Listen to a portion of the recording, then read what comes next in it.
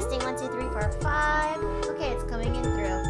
All right, everybody, make sure you get your drinks, get your snacks, use the bathroom. We're going in live in about 6 minutes.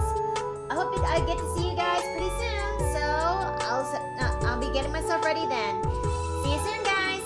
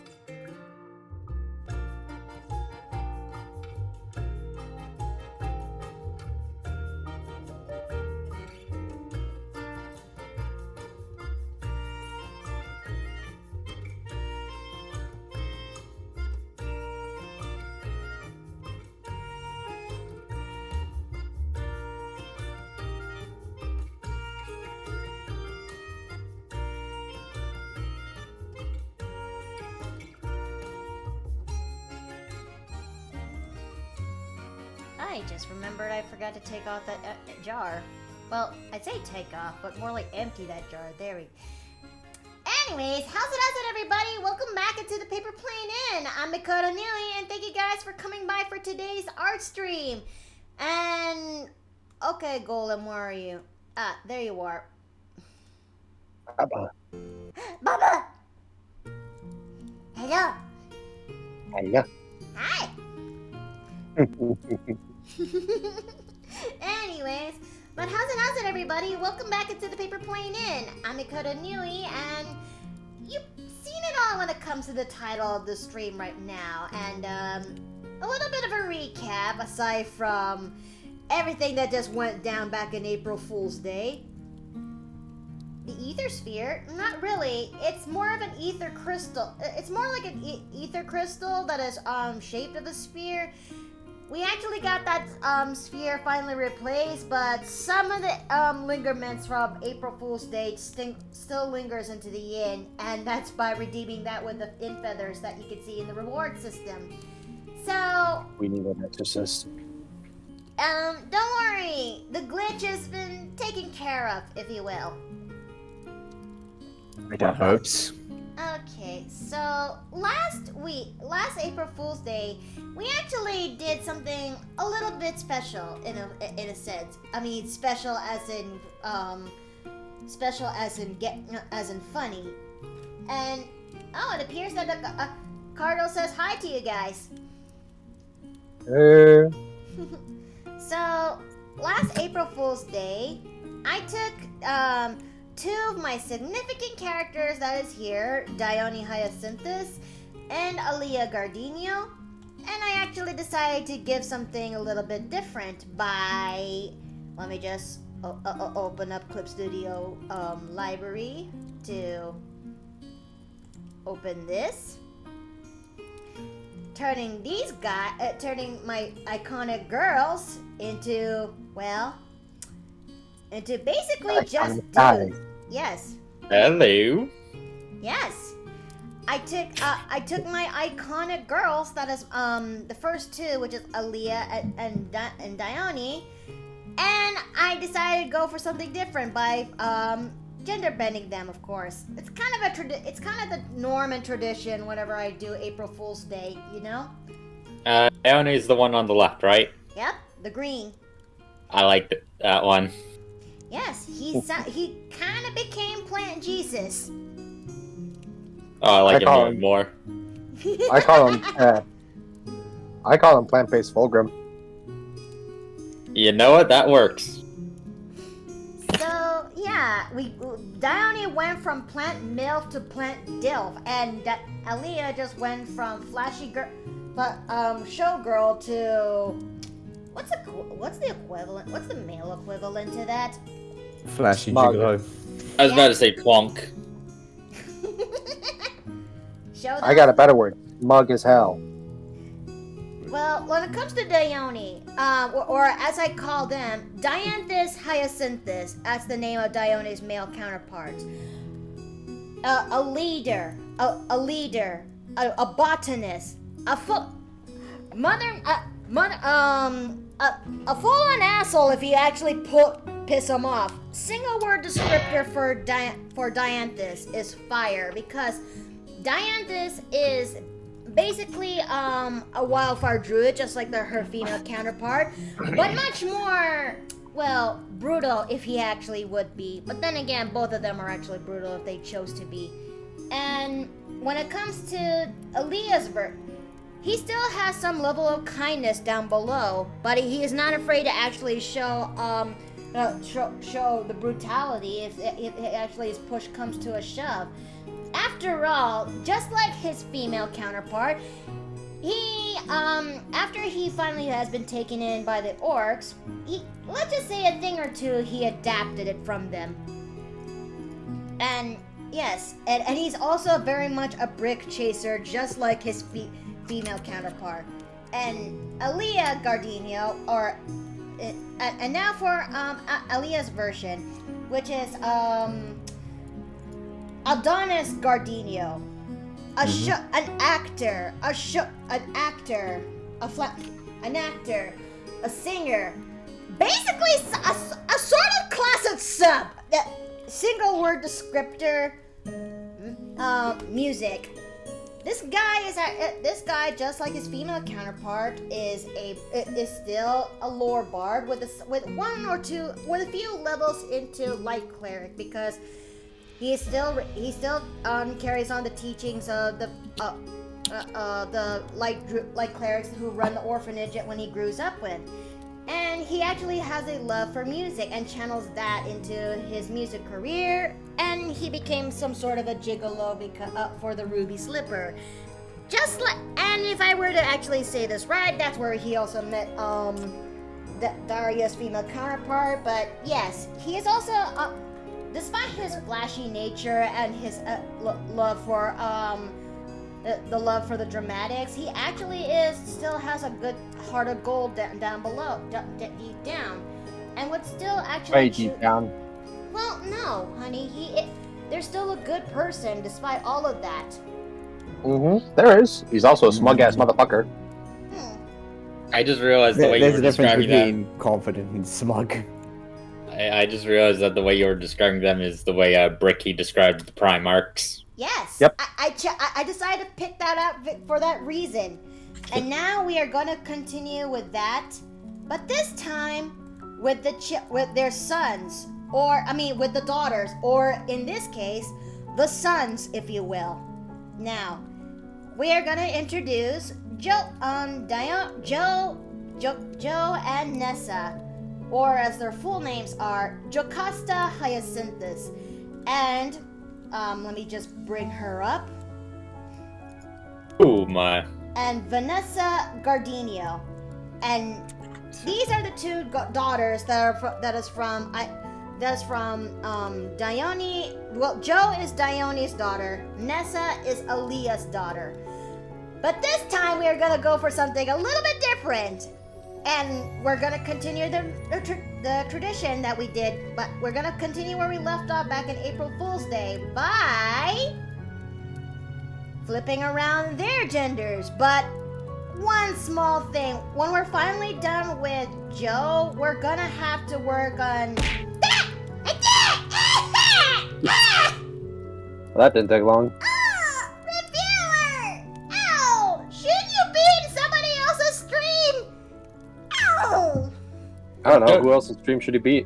Should they be He at? should be in another stream getting pummeled by blue turtle shells. But yes, by the time we're done doing Jo, we're gonna have to work a little bit on Nessa's though, because I forgot to finish sketching this out and it hurts. But I'm sure we can pull this off. And now. Wait, this. I was gonna say this was my first time seeing Jo, and like I had flashbacks to quite literally two characters. So yes, this is Jo, and I'm gonna now be drawing Jo's male counterpart. Well, I would say male counterpart, but that's not really the case. It's still Jo, but it's still Jo. What happens if he actually chose to be presenting as a male instead of female? Because here's, for those who are not in the know and they require a refresher when it comes to Jo, Jo is, how should I say this when it comes to Twitch? She's Just loaded packing in both extra departments. No, I'd say Gender fluid. she's actually born intersex. Oh. Yeah, she's packing extra equipment. Yes, as I said, Neat. she's loaded in both departments. Neat.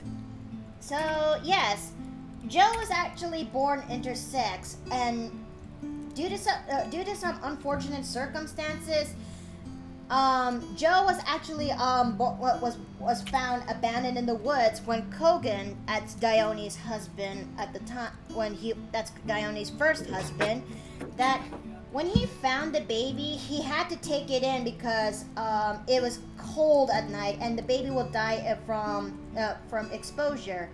It also doesn't help that Kogan has to fight off a fuck-off owl bear that was near the vicinity where the baby is at. And survive, mind you. That's metal as fuck. Mm-hmm.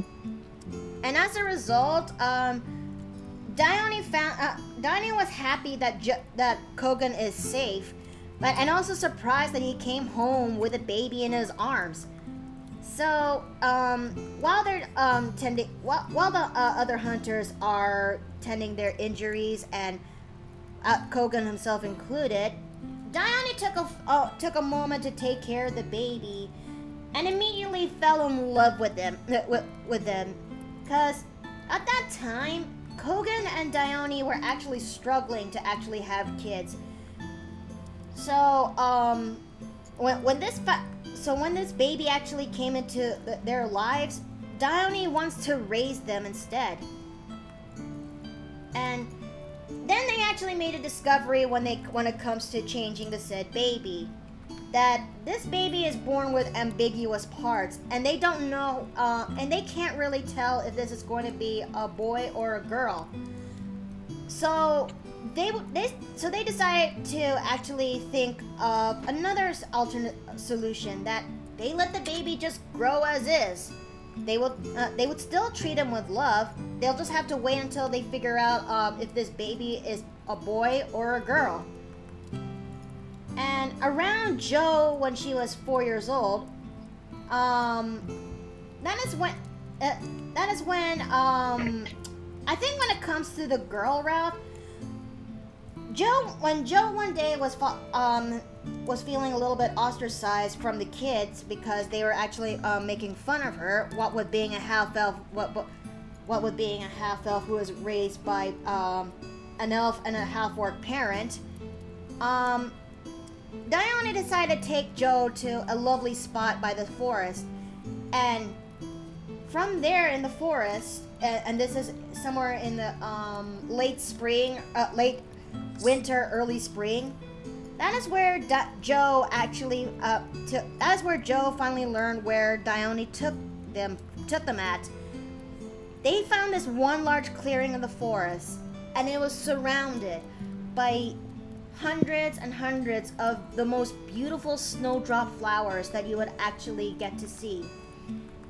And Dione actually tells Jo that these little flowers may be small, just like she is, but they will grow into the most beautiful flowers who will not be afraid to withstand anything that came their way. So she tells Jo that to promise their mother that no matter how things go bad, she will be strong, just like the little snowdrop flower that they found in that forest. Well, and that's where and Jo promises it, yes. And it is also there that Jo realized that she's a girl. And that is where she actually earned her new name, which is Jocasta for short. I'm still trying to figure out the boy version? The boy version when it comes to that. Something closer to John, potentially. It has to be some. Given that I have a running theme that elves in my head, elves in my canon are basically have names that are Greek. I'm trying to figure out what would the male Joe's name will actually be at, because only then would that actually help out iron out his path and why he is like this. And you guys, please help me out too, because I'm only one person. Well, I'd love to help, but I gotta get back to work, okay? Already? Why? What's going on? I mean, you just got here, but okay. Honey, I would love to stay. I absolutely would. But work has been getting crazy right now. I mean, for God's sake, I didn't get home last night till 9. If that passed. Okay. But hey, once I am home, I'll give you plenty of cups, okay? Alright. I love you. I love you too. don't work too hard there, okay? No promises are made. Yatterglass says Jason was a Greek name. Jason? Yeah, As Jason in and the Jason Argonauts. and the Argonauts. Oh, Yeah, no. that. I don't know if I could actually roll with that because everyone and their mother knows what happened to Jason after he screwed up one particular significant other. Yeah, I unfortunately found that too, like when I based a character kind of on that. I mean, don't get me wrong, it's a lovely name, but if we're gonna go with the same notion about tying it to Greek mythology, and because elves in my canon are always have Greek mythology names, if not flowers that actually have some Greek mythology ties to it. Yeah, no, because okay, who else wants to know? Okay, show hands or everyone say I in the chat. How many of you are aware of Jason and the Argonauts or his wife Medea? This might surprise you, but I do not. No? There's one bit of there's Greek mythology I skipped over. There's an overly sarcastic productions video on it. Okay, so all right. I'm gonna make this. I'm gonna try to summarize the Jason the Argonauts and Medea. That I am actually glad that it overly sarcastic touch about this, but I'll also summarize it here. Once upon a time, Jason's family has been killed off because a relative of his, I think it's an uncle, took over the throne by killing off Jason's father and his mother, and he has to be shepherded away. When Jason finally grows up, he's willing to get the throne back, and then one day he finds an old lady by a rushing river where she wants to cross next to it, and Jason decides to go and help out this old lady, losing the sandal in the process, but he gained something very big in return, and that was actually the favor of Hera, because she was actually the old lady all along, and this was a test of character for Jason, and as a result, Hera became his patron goddess, and would also help out Jason wherever she could during his trials. So Jason decides to. So then Jason goes to the uncle, demands to have his throne back. Uncle says, "How about you do a thing as a test of character, and I'll give you your throne back." And and Jason's like, "You know what? Bet. What am I gonna do?" So Jason is tasked to retrieve the golden fleece and bring it back to the said uncle. So he finally so Jason made the Argonauts and decided to go and set a sail to get the golden fleece. And they reached a significant island where it is ruled by an evil king that if he wants to get that's where the golden fleece is at. But the evil king says, "So you want to prove yourself? How about you actually do this thing and you'll get it?" And he's like, "Bet. What am I gonna do?" "Okay, so here's the thing, Jason. Yeah. You gotta take these dragon teeth, okay? And then you sow it on the ground. Yeah, with these fire-breathing ox. Okay? Then you gotta wait until the seeds grow out. And there's gotta be a fuck ton of soldiers that'll be growing underneath. Okay? And then you gotta go and fight him. Wait, how am I supposed to? Good luck, kid. I'm betting on it." So Jason is actually worried out of his mind if he's ever gonna pass this test. But that is where the king's daughter, Medea, actually comes into the picture. She took one look at this dude and was shot by the arrow of arrows, and this caused her to fall head over heels in love with Jason. And she was actually conflicted whether or not she should help out Jason, for helping him out would actually render her as a traitor to her father. And there was a time she actually contemplated on, well, offing herself because she was that overly conflicted, either choosing to help out Jason, who will mark her as a traitor, or just let him die, and then she'll lose the first man she ever fell in love with. So she decided to go and said, "Fuck it, I'm gonna try my best, even though this is risky." And then she decided to go out and help out Jason.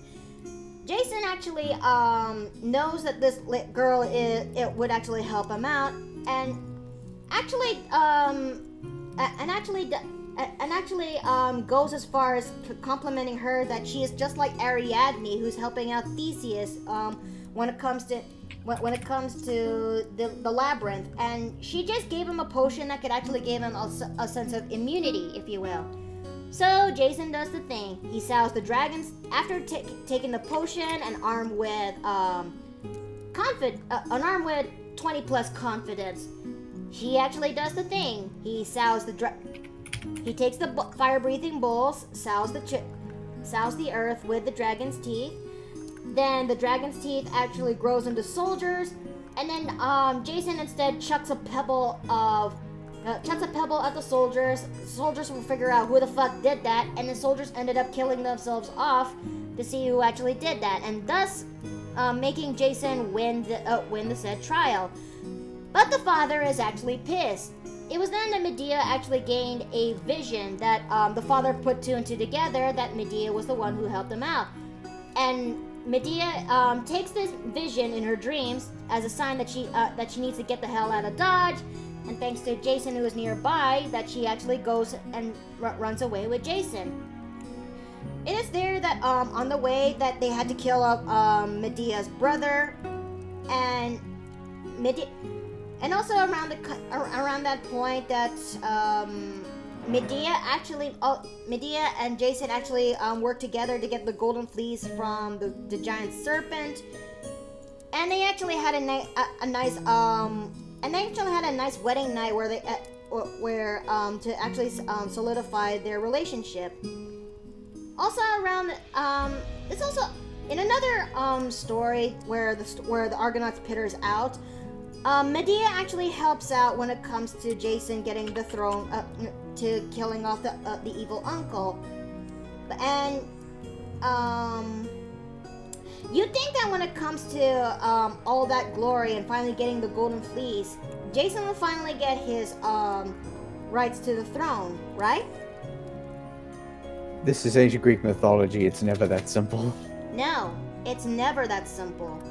Because of Medea's methods of using murder in order to get through it, Jason cannot really get the throne due to the accessory of murder, and as a result, they kind of decide to go settle down in Corinth. Well, Jason tries to figure out where to go from there. A few years pass by after Medea has children with Jason. Jason has the fucking audacity to swoo the Princess of Corinth as a means to actually get himself some level of royalty, so he can actually, because he deserves to be on the throne. Now, chat, what do you call this kind of betrayal? What do you call this kind of act that Jason just did? Come on, don't be shy, chat. Extra scummy? Yes, that's right, Yatterglass.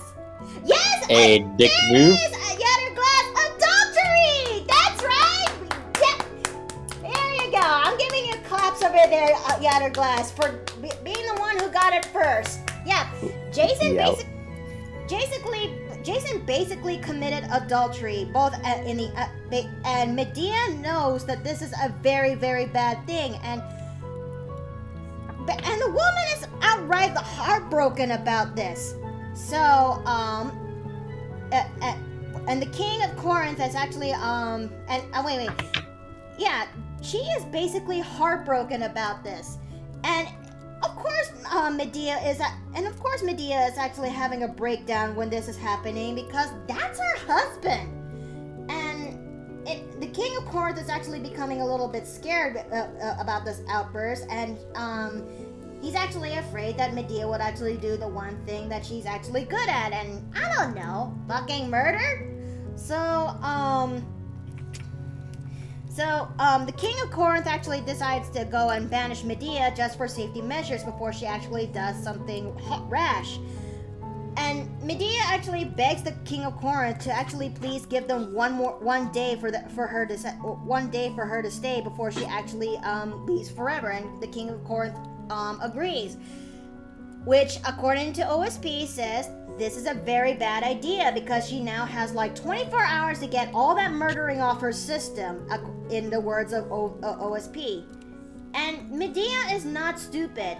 One of the many things that makes Medea very known is her craftiness and her cunning, and she's also a very smart woman. She knows that she can't just willy-nilly kill people there. She has to be smart when it comes to doing these said murders. But Jason actually heard wind about Medea's getting exiled and is actually pissed about this. Not just pissed because his wife is going to be gone, but more like he is pissed because she has the audacity to ruin the plans that he's actually going to be doing for the sake of him and maybe to the extent of his children. No, not really. Because he was actually thinking that if he actually marries Glauke, that's the name of the Corinth princess, he and Glauke will have actual heirs to the throne and as royal children. Thus, they will serve as and thus his marriage to Glauke will serve as protection for him and his children.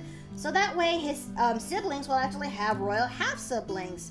But given that Medea has screwed the pooch by getting herself exiled, he was thinking of giving her some money would actually help her out when it comes to her exile. Now that chat there is scummy. And disturbingly in character for Greek mythology. Also, what is it with Hera and tales of adultery? I think it's because she's married to Zeus. She can't really do that in person. So she can't really do that, and thus has to had to punish Zeus by proxy by punishing his lovers And his children, as in the story of Hercules. But I don't think I'm actually finished when it comes to Medea and Jason. So when Medea is bumming the fuck out on what she's going to do, that is when the king Aegeus, I think as it's called, he's actually the father of that one dude. Who's the name of that one dude who slew the Minotaur? I don't. Not actually... Perseus.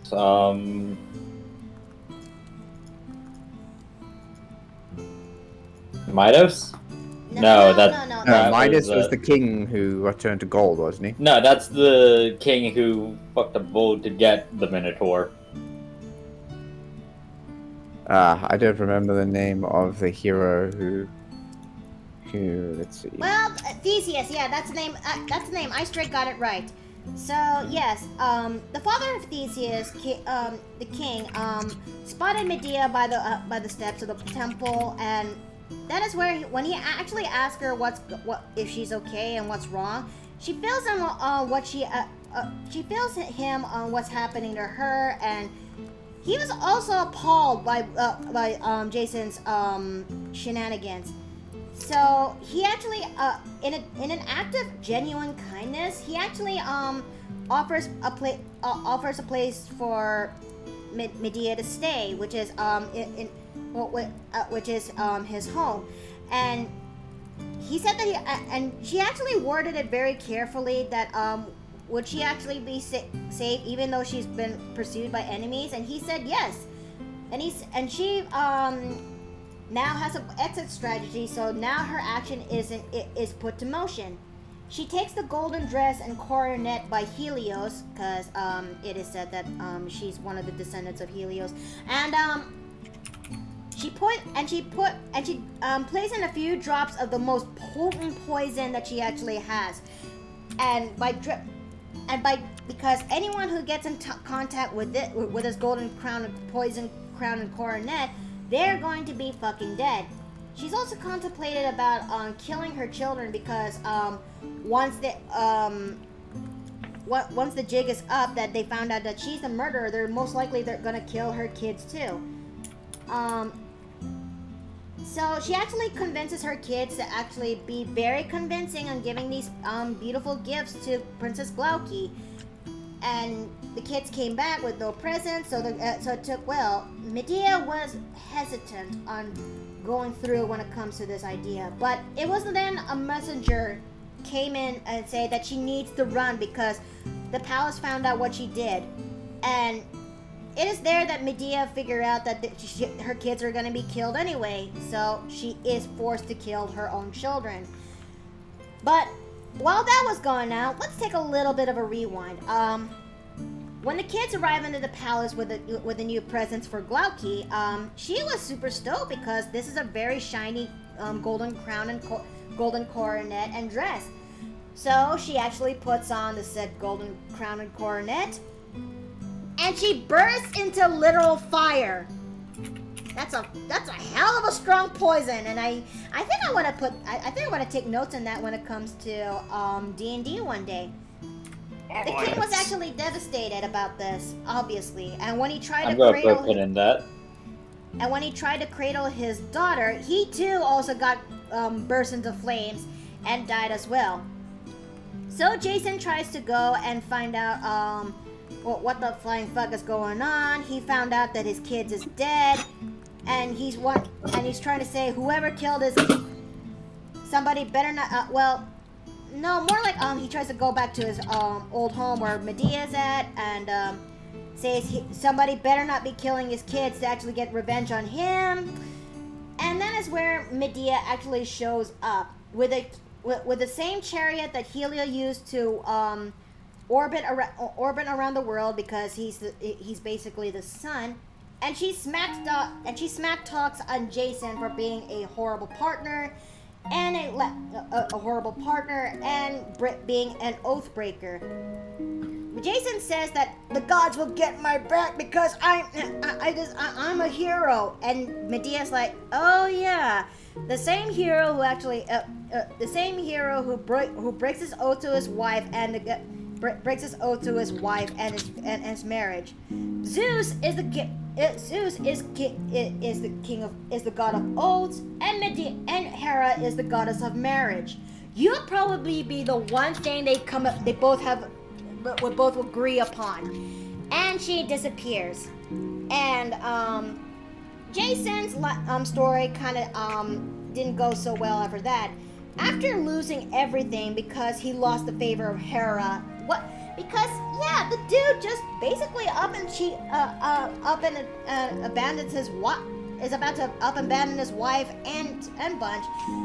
Without the favor of Hera, the bow of the Argonauts snapped and broke and crushed him while he was in the middle of sleep, and that's the end of Jason's lineage. Okay, so I have two things I want to unpack after that. Yeah? Okay, so, actually a few things. One being, in a Fate Grand Order, Jason is a servant you can get, but they do make fun of his story. So, his noble phantasm basically summons the heroic spirits of Medea, Atalanta, and Heracles. And while the three kind of do like a triple attack, he gets caught in the crossfire of it. Oh jeez. Second, the thing about poison that bursts people into fire, there is a servant in Fate, Eldemond Dantes, who was the main character of Count of Monte Cristo, whose literal ability is to control fire flaming poison. Wait, that's a thing? Yeah, that is. He is an Avenger spirit, so he's an Avenger class spirit, so they kind of get all kinds of fucked up shit. Hold on, let me get myself something to drink. But that is history. That is storytelling from Miki. And thirdly, remember that Kamen Rider fanfic I mentioned the last time? I think so. Yeah. The story is called Kamen Rider Achilles, which I based the writers all on Greek heroes. And I based the secondary writer on Jason, though I didn't call him Kamen Rider Jason, I called him Kamen Rider Argo. Ah. It's more so a reference to the Argonauts rather than Jason himself, though. And now you get. Oh, sorry. I kind of did it with the intention of having a final form where he just summons his own, battle troops. And call them the Argonauts.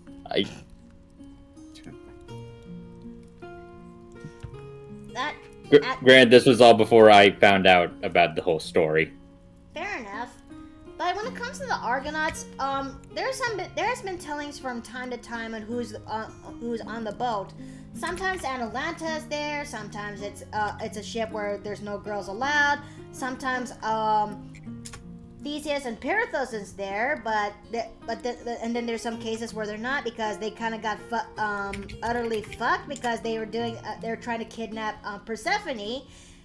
There was also a time that Heracles was actually in the ship, but he gets ditched early on, and he tries and there's been many times where they actually meet up every now and then, but he can't really go back into the ship. I've seen some where Achilles is on it. I've seen one where Orpheus is on it.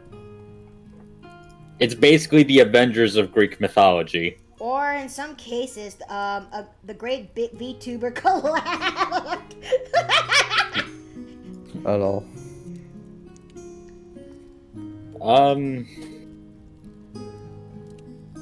God, I was thinking of shit about you got me thinking about Fate Grand Order, and now I've lost my train of thought. Well, can't say I blame you. I mean, Fate Grand Order is fun. So. Yeah. Yep. That's By the way, Mordred is the best Saber clone. I will not argue about this. Nero can go screw herself.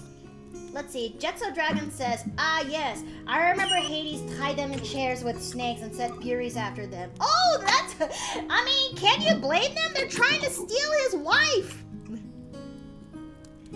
And speaking of which, has anyone here actually are familiar with that story? Somewhat. What?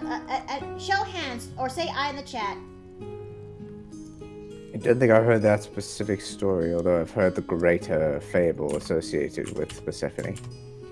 Oh, wait. One last thing about the fanfic.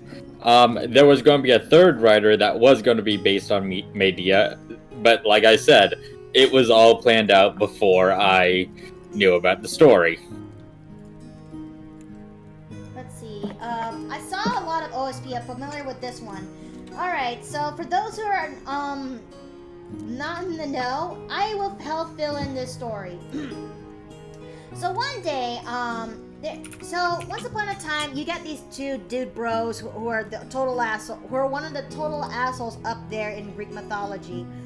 Theseus and Pirithous. Theseus is very much well known for being the one who slew the Minotaur, and Pirithous is his all buddy. But he's very much known for this one story.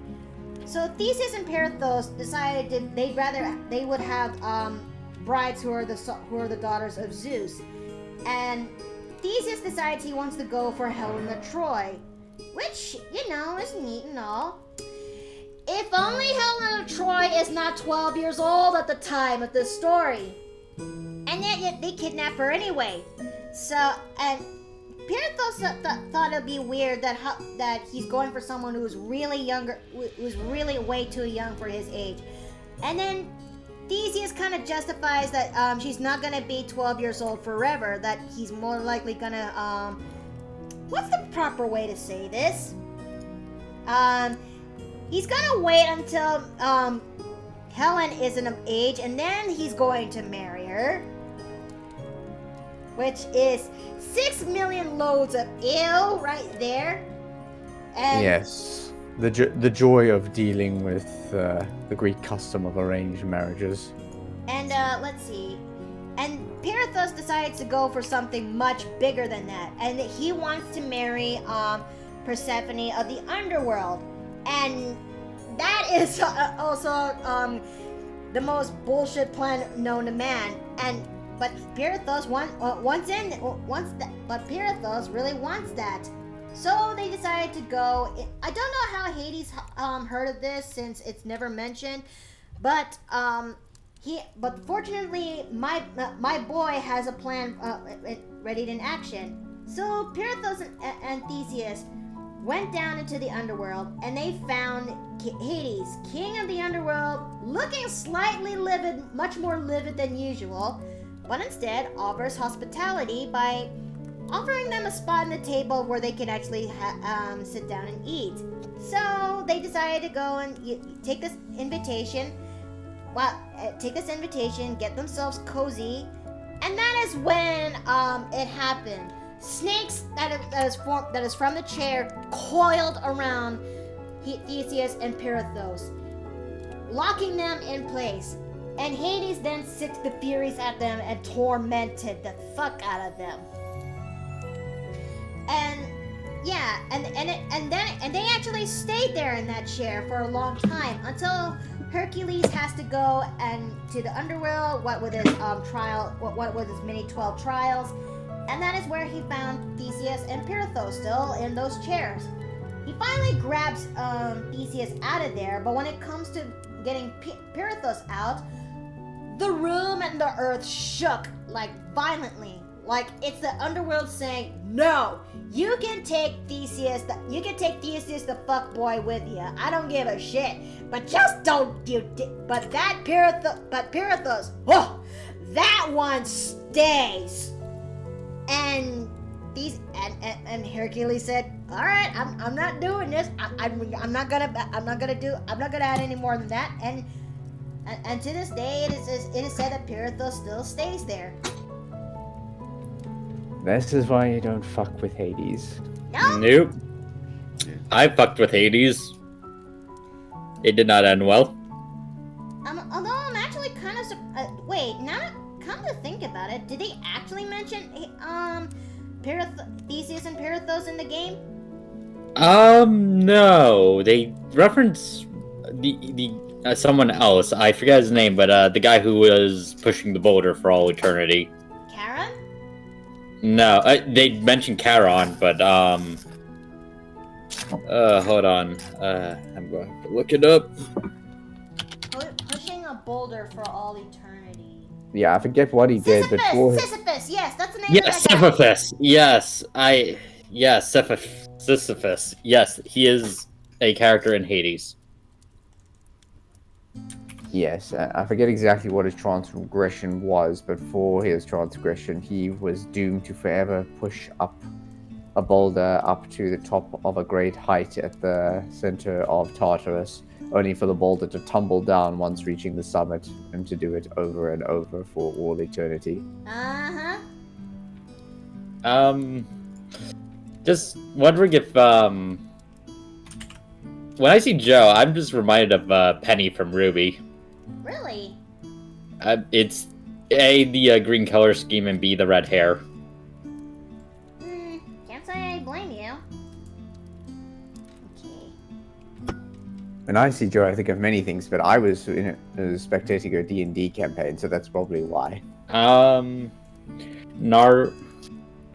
Nirvana mentions that Sisyphus kidnapped Thanatos.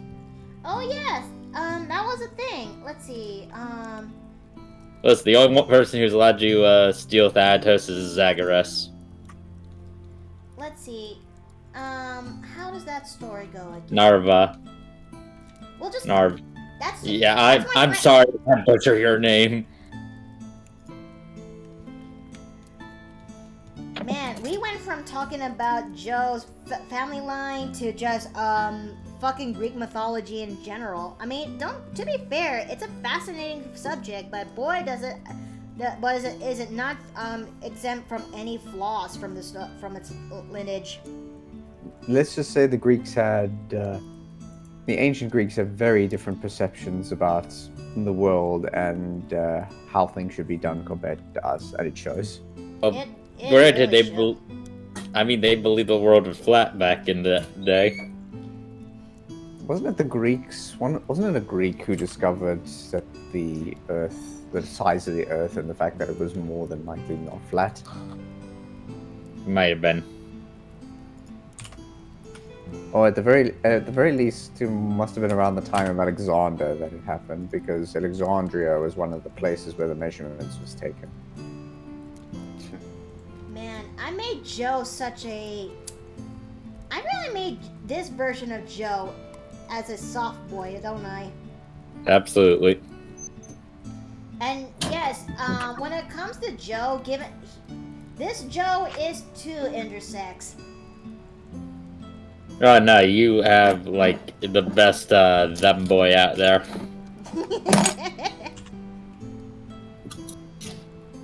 I shouldn't say that. Mim probably has that under lock. But I still need to figure out what's a good oh god. Hold on. Ah. There's a frog in my throat. So fun. I hate it when that happens. But yeah, Right. Rad just said, "Oh, there goes Zeus sticking his whip." Listen, without Zeus doing that, we wouldn't have any Greek mythology. It is said that the reason why the Iliad and all and everything else, and the Iliad and the Trojan Horse War, it's all because Zeus wants to clean out all the demigods out there, so that way there will be no one who will be taken to his throne, because Like father, like son. Yep. Because when it comes to Greek mythology, let's see. Let me try to Miki, try to bring your brain back. When it comes to Greek mythology, the king of the king was actually everything. Let's just say it kind of goes back into the father or something, and let's see. Yoder redeemed a save and layer check. I did, and thanks for that. Because this whole thing started off when it comes to Gaia coming to an existence, and then she made Uranus so that way she can have a significant other. They were happy for a while, and then Uranus decided to become a little bit too much by trapping away most of Gaia's other children, and then Gaia did not like that, and thus says to her other child, that is Kronos, to take this adamantine sickle and do something about it, and he did by chopping his father's balls off and thus killing him. Said balls ends up becoming Aphrodite after setting the pressure cooker until a few hours later down the line. Yes, I guess he wanted to go out with one last nut then. Yep. And then things were fine for a while after Kronos took a significant other, which is what was her name again? Shit, what was her name again? I'm drawing a blank too. Who's this? Okay, well, let me bust out Flora Olympus because it's mentioned there. Let's see. Okay, back. Okay, what's her name again? Where is she? What's her name? Okay, no, it's Rhea. Yeah, Rhea. That's her name. Okay. And yeah, after marrying Rhea, things were fine for a while, and then Uranus got a little bit paranoid because because Gaia filled it into his head that one day his own child would end up usurping him. So what is his one little plan in action to actually stop this from happening? Is he going to actually raise the kids well, so that way such a thought will not be planted in his head? He decided to go and take every single children that Rhea popped out, and then just down it down his gullet, if you will. So he swallowed up his first 5 kids. That is Hades, Poseidon. Okay, what's the name of the goddess again? Oh, what is the name of that goddess again? The goddess of the hearth and family. Hera. Not Hera. Hera is the last Oh, one. Heart. Why isn't all this time my brain decided to have a fart, the biggest brain fart, and not make me remember? Artemis? No, wait, no, that's hunting. Hestia, thank you, Rat. He decided to go and take all his first 5 kids, which is Hades, Poseidon, Hestia, Demeter, and then Hera, and each of them in order whenever they pop out, and decide and just swallow them into his gullet. Then when it comes to Zeus, Rhea decided to pull a big brain move and decided to disguise Zeus as a small rock and let Zeus be raised off by the nymphs in the cave, so that way he'll be safe away from the clutches of Kronos. And for a while, until Zeus grows into a man, and he also has his first wife too, which is Metis, yeah. And that is where Metis actually helps him out by giving Kronos one hell of a poison drug or something, that when Kronos actually ingested that, he's violently spat out all the gods, now in adulthood, out from his gullet and into the world. It is also there that he also finally saw Hera and saw how beautiful she really is. Well, she is the youngest of the daughters, and he's also the youngest of the sons. So it's a bit of a win. And then the huge fight broke out between the Titans and the gods. And then Titan War. And then it ended with Kronos being El Tabrak Necro, hi! Welcome into the Paper Plane Inn, and thanks for the follow! And then it ended with Kronos being banished into the underworld alongside with the rest of the Titans, where they'll be kept in adamantine prison cells, locked away, so they'll never hurt anyone ever again. Well, some Titans chose to stay around in the mortal world, with Rhea being one of them. And let's see. So around that time, Zeus ends up marrying to. Zeus also starts. Okay, Bien. Ow. It is also there that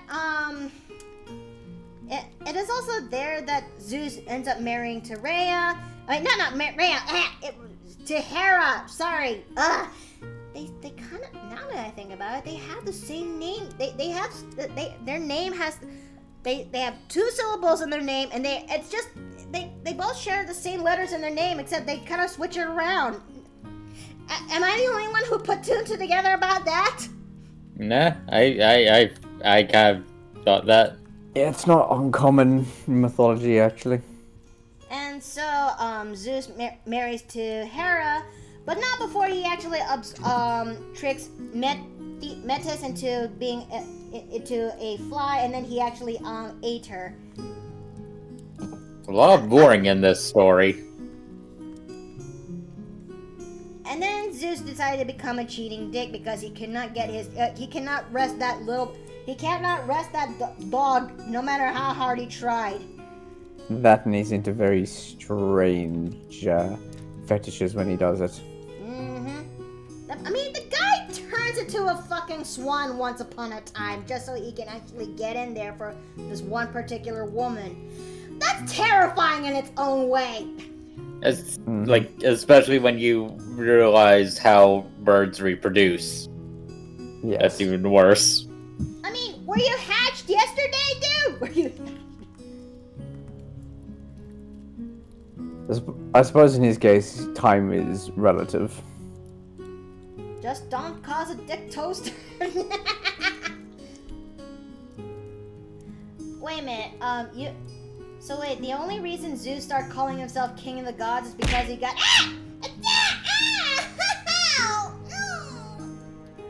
Hold on, let me read a chat.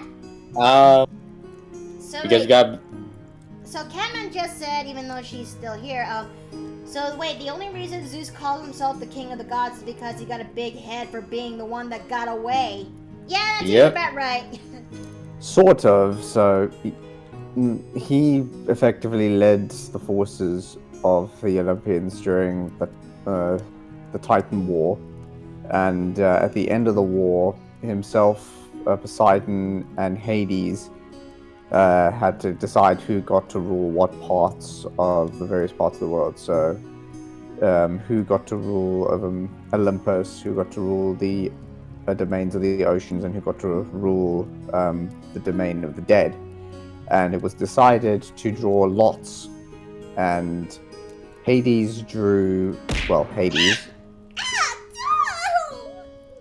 and Poseidon drew the seas, which he was not happy about, and Zeus obviously drew Thanks for the the best straw and got Mount Olympus.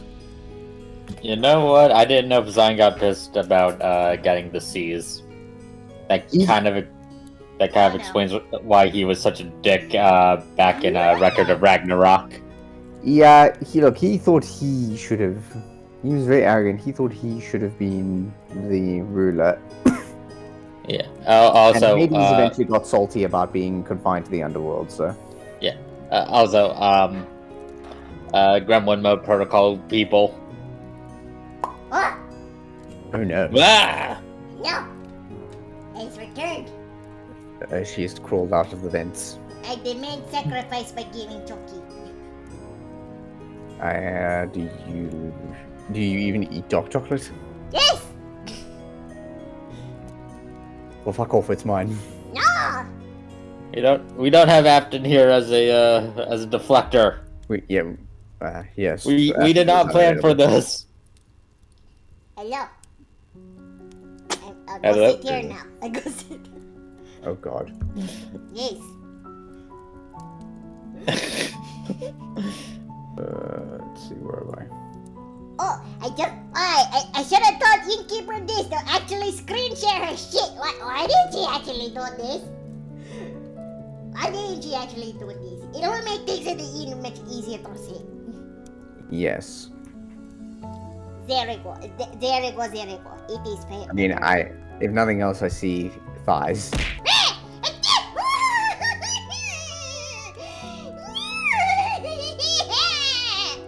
What I do? Why are you being like these people? If you keep doing this up, I'm gonna put it in bed. All of you. Not the ants. Yes. Again. Yes. And they're gonna be fire ants. Oh, hey, thank you. Thank you. Oh. No ants in the bed. No. Well, okay. I won't put ants in bed then. If it makes people much better, I won't put ants in bed. Oh, thank goodness. I put centipedes in there instead. I'm more okay with that than the ants. What? Why though? Because I think centipedes are cooler than ants. Most They people are venomous, you do know. Hmm? Aren't centipedes venomous? Some of them are. I mean, it's better. Would you rather have ants in your? Would you rather have centipedes in your bed, or would you rather have centipede wine instead? How does one even make centipede wine? And do I want to know the answer? No, you don't. I mean, it's very. I'll try the wine. So, Alright. you are actually fine with centipede wine instead. Yeah. Keep in mind, I'm an Oni, and my liver's like 7 times the size of a human's. Well, it is very common in the poorer district of in the poorer lands of Kalimor, because it's one of the things people actually drink there. But, do you want to see the image of this? I don't know if I actually would show you the image of this, because it might fuck shit up and give you people nightmares. Man, I don't even have a liver proper at all, and even I don't want to know about it. Okay, I'm showing you the TV chat. Oh boy. Okay. Okay, here, this is what I talk about. This is centipede wine. I hope you all are happy. Nah, I mean, I forget. There is such a thing as a snake tequila. Not what I thought was going to happen. Yeah. There is, like I said, there's something called a snake tequila. Oh, yeah, even those two are very common in the poorer lands of Kalimor. What I know, he actually drank that and well, let's just say it actually made her, let's just say that she turned into a screaming banshee. Oh. Thank you. Thanks for hitting. Thank you. Listen, I'm hella adventurous when it comes to this kind of stuff. I mean, do you all want to see this centipede wine? I'm not afraid to show chat, but on the other hand, I know there are some people out there who do not like bugs. They do not like bugs because bugs be scary. I've eaten a shark before. Chat says do it. Chat says do it. Okay, sure, chat. This is what I talk about in centipede wine. I'm only gonna show this in a few seconds. You ready? This is centipede wine. And now I'm going to close this so that way I don't give people nightmares. Okay? I'm closing this now. Yeah, that I would actually think that would make it a lot spicier. Xander's here. Okay. I'm gonna leave now. But before I go, here's one thing I want to say. This. Wait. I melted crayons in your shoes. Ah! Again? Oh. Wait, who, wait. Ice Drake. Oh, wait, I'll wait for her to come back.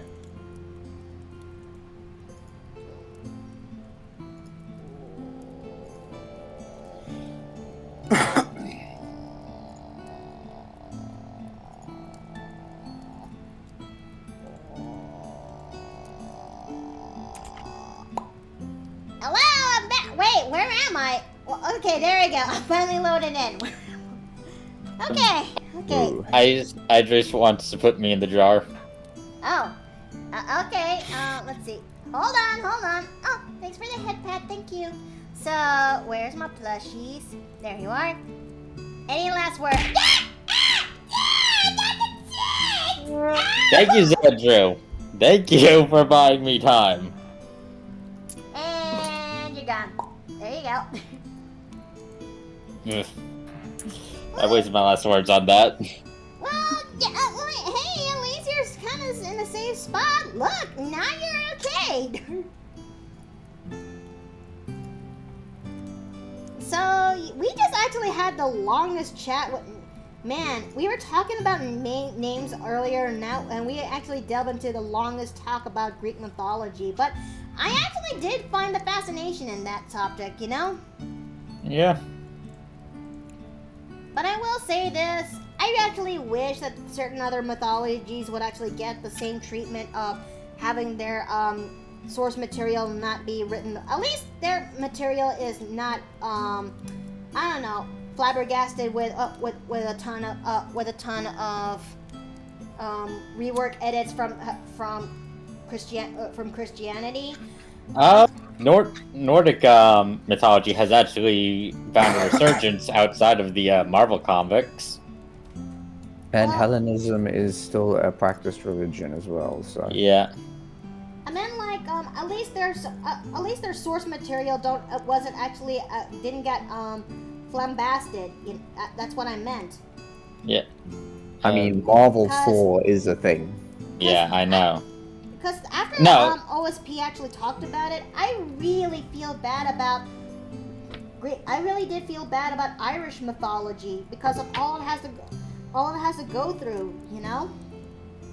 Yeah, the Christians back then really weren't too keen about other worshippers. Yeah, it turns out when you're the only religion who explicitly requires exclusively worshipping the one true God, it becomes a problem when other people don't worship only the one true God. Even Judaism doesn't have that strict of a thing with it. I mean, even if it did, prior to that, the region of Judea was under Roman control, and Roman policy was, well, pre-Christian Roman policy was, right, you can have your gods as long as you acknowledge ours. But then we had to have a rebellion against the Romans. A rebellion? One of the many rebellions. Yeah, and then eventually... And sometimes it wasn't even the Romans. But at least there's some level of Irish mythology that was actually still kept well to this day. It's just a shame that doesn't that the rest though just has to be written that some of these powerful deities and all this junk are not gods and junk, which is kind of bullshit because I really want to know the original source material. Yeah. Look, I mean, the Greeks aren't immune to it either. Depending on which Christian material you read, it claims that Jesus went down to Tartarus and basically sealed away Zeus there as well. Say what? Apparently. Yeah. That sounds like fanon Jesus, not canon Jesus. Well, whoever decides is canon Jesus depends on that particular set of clergymen in the given century. Speaking of clergyman, I really made Joe. Looking at male Joe, he really does sell the vibes of, well, pretty much, choir boy twink, if you will, doesn't he? He has "it's nice to meet you, ma'am" energy. Mm-hmm. I have a very bad joke that I now want to make in response to that. What's that? Punish me, Daddy, I've been a bad boy. For the last time, forgive me, Father, for I have sinned! Oh god. I actually wanted to do that with Nessa and a particular character that I loved, but, well, that kind of fell through the window. Well, thank fuck I made that joke early. Everyone. Hello, Jay. Hey, Jay. Hey, Jay! What's good? Hey, my session got canceled today, so here I am. Yeah. Hey! Well, good to see you, though sorry about your session. Whatever. It's the middle of a blizzard today, and I do not feel like driving. So. Oh, It's a- wow. yeah, that's a terrible. Yeah, please don't. Entirely valid. Like you say, it's a blizzard. It's almost 65 degrees where I am. Well, he's living in the areas where the snow says, no, I refuse Yeah. to be moved. I refuse to let you drive. Yes, I gave snow Russian accent because snow and Russia, they go together like beef and broccoli. I like I beef mean- broccoli. I mean, snow's the reason why Russia was able to win the World War. Yeah, look, I think the Russian winter has won more wars for Russia than Russia has. Yeah. Which explains their performance in Ukraine, but I'm going to stop talking about that. Yeah, now. no. Shots Yeah. fired! I'm very excited about D&D soon. Oh yeah, because because last session when it comes to the Spelljammer campaign, wait a minute. How many D&D campaigns I'm now part of? There's the Mario D&D, there's the Space Jammer D&D, And then there's that game. I'm currently into 3 games. Well, 4th, if You've got a 4th one lined up, yeah. There's also 4th, technically 4, but the 4th one, the 4th one hasn't been seeing any light since for a long time, and I'm a little bit worried. But I'm sure but for the time being, I'm basically in 3 campaigns. Ish. Mickey, you briefly dropped for us. You briefly dropped for a second. Wait, I'm still alive, right? I'm checking on that for you now. Please tell me I'm still alive. It looks like you're still streaming, yeah? Okay. At least according to Discord. Yeah, your stream looks fine. It's just obviously if something happens, then you obviously need to just double check. But so far it looks fine. Okay. Okay, yeah, it looks like you're good. So yeah, no, it's not a space. It's not a space jam. It's not Space Jam. No. Space Jam. Come on You're the one and who called slam. it Space Jammer. Welcome to the jam. It's not Space Jam. It's not. Sound alerts are broken. God, I still Wait, think you're doing that Sandler? Pathfinder thing. Huh. Yeah, you do. In fact, I've actually got getting into a anime homebrew one shot in the coming weeks as well. So I'm hoping that will work out. But that's D&D based. Actually, speaking of the Pathfinder thing, I hope I didn't pull the rug out from under you too bad when I switched it to a sci-fi thing.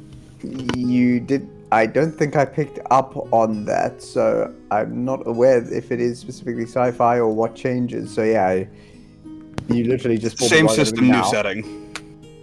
Well, if it's the same system, then nothing I need to do to change it. So I desperately need to find a new game. Yeah, no, Starfinder's too complicated, so I'm just using Pathfinder 2 instead. Is it really that complicated? Starfinder is Pathfinder on sci-fi steroids, so... but like Pathfinder 1 or 2? Pathfinder 1. Ah, that explains a lot. Starfinder is from the days when ranks were still a regular thing. That's a thing? Yeah, like Kingmaker, I know uses Pathfinder 1, and you still have to use the ranking systems for leveling, which is a pain compared to the. Yeah, Pathfinder 2 is like Paizo's answer to 5e. They simplified so much, and I love it. They simplified so much and opened so many doors for so many different things. I want to get into Pathfinder.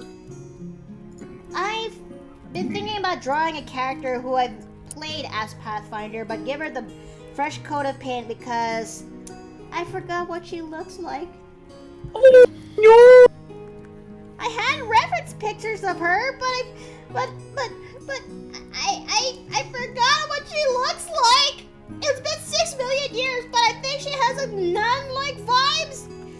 You forgot? I forgot. I forgot badly. Cue the SpongeBob quote. Yo, what?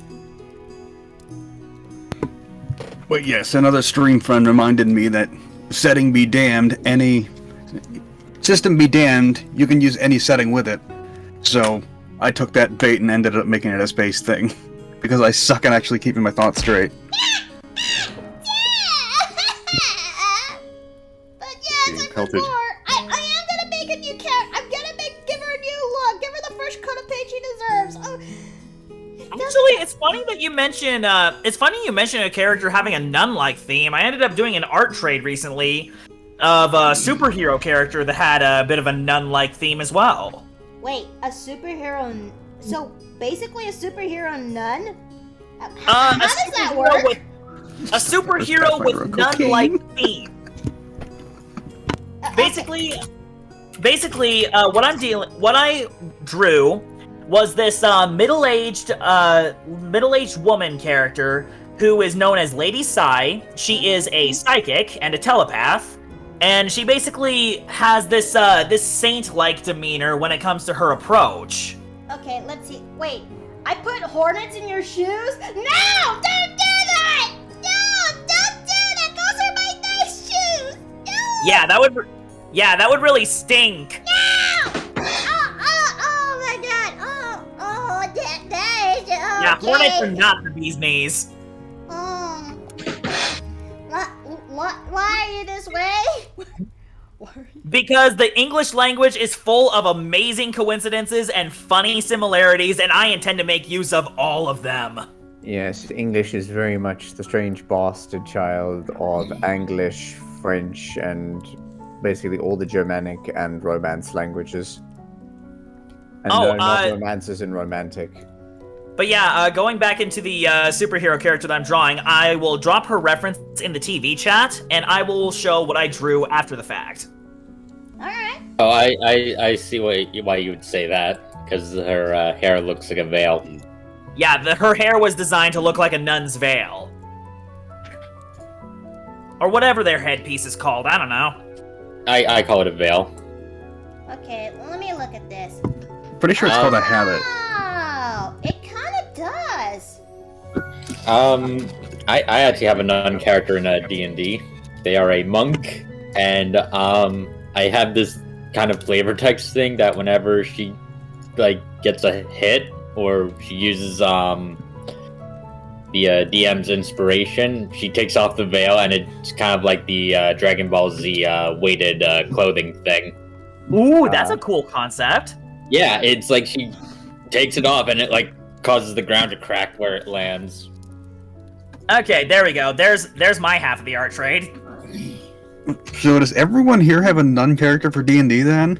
Well, So I do not. Except I me, do not, apparently. because I'm not really Catholic. I'm more of a Latter-day Saint, and we don't have those. We don't have nuns. You have elders, yeah? To be fair, I kind of did I kind of did two. One is more of an NPC, which I'm going to be dropping her into my screen right here. Okay, let's see what you got. By the way, you are not sharing your screen right now. I'm not? No, you're not, Like I because you said, dropped from the Discord call. your net drop, remember? Oh, for the love of Chin Chin. Oh, That's why I asked. there we go. Ooh. But yeah, if you take a look at the,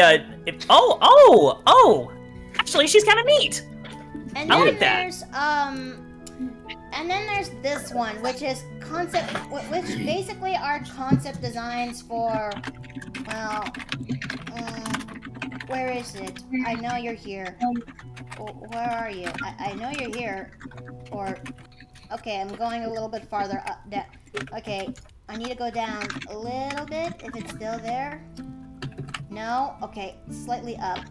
Okay, where are you? Oh no. Where is it?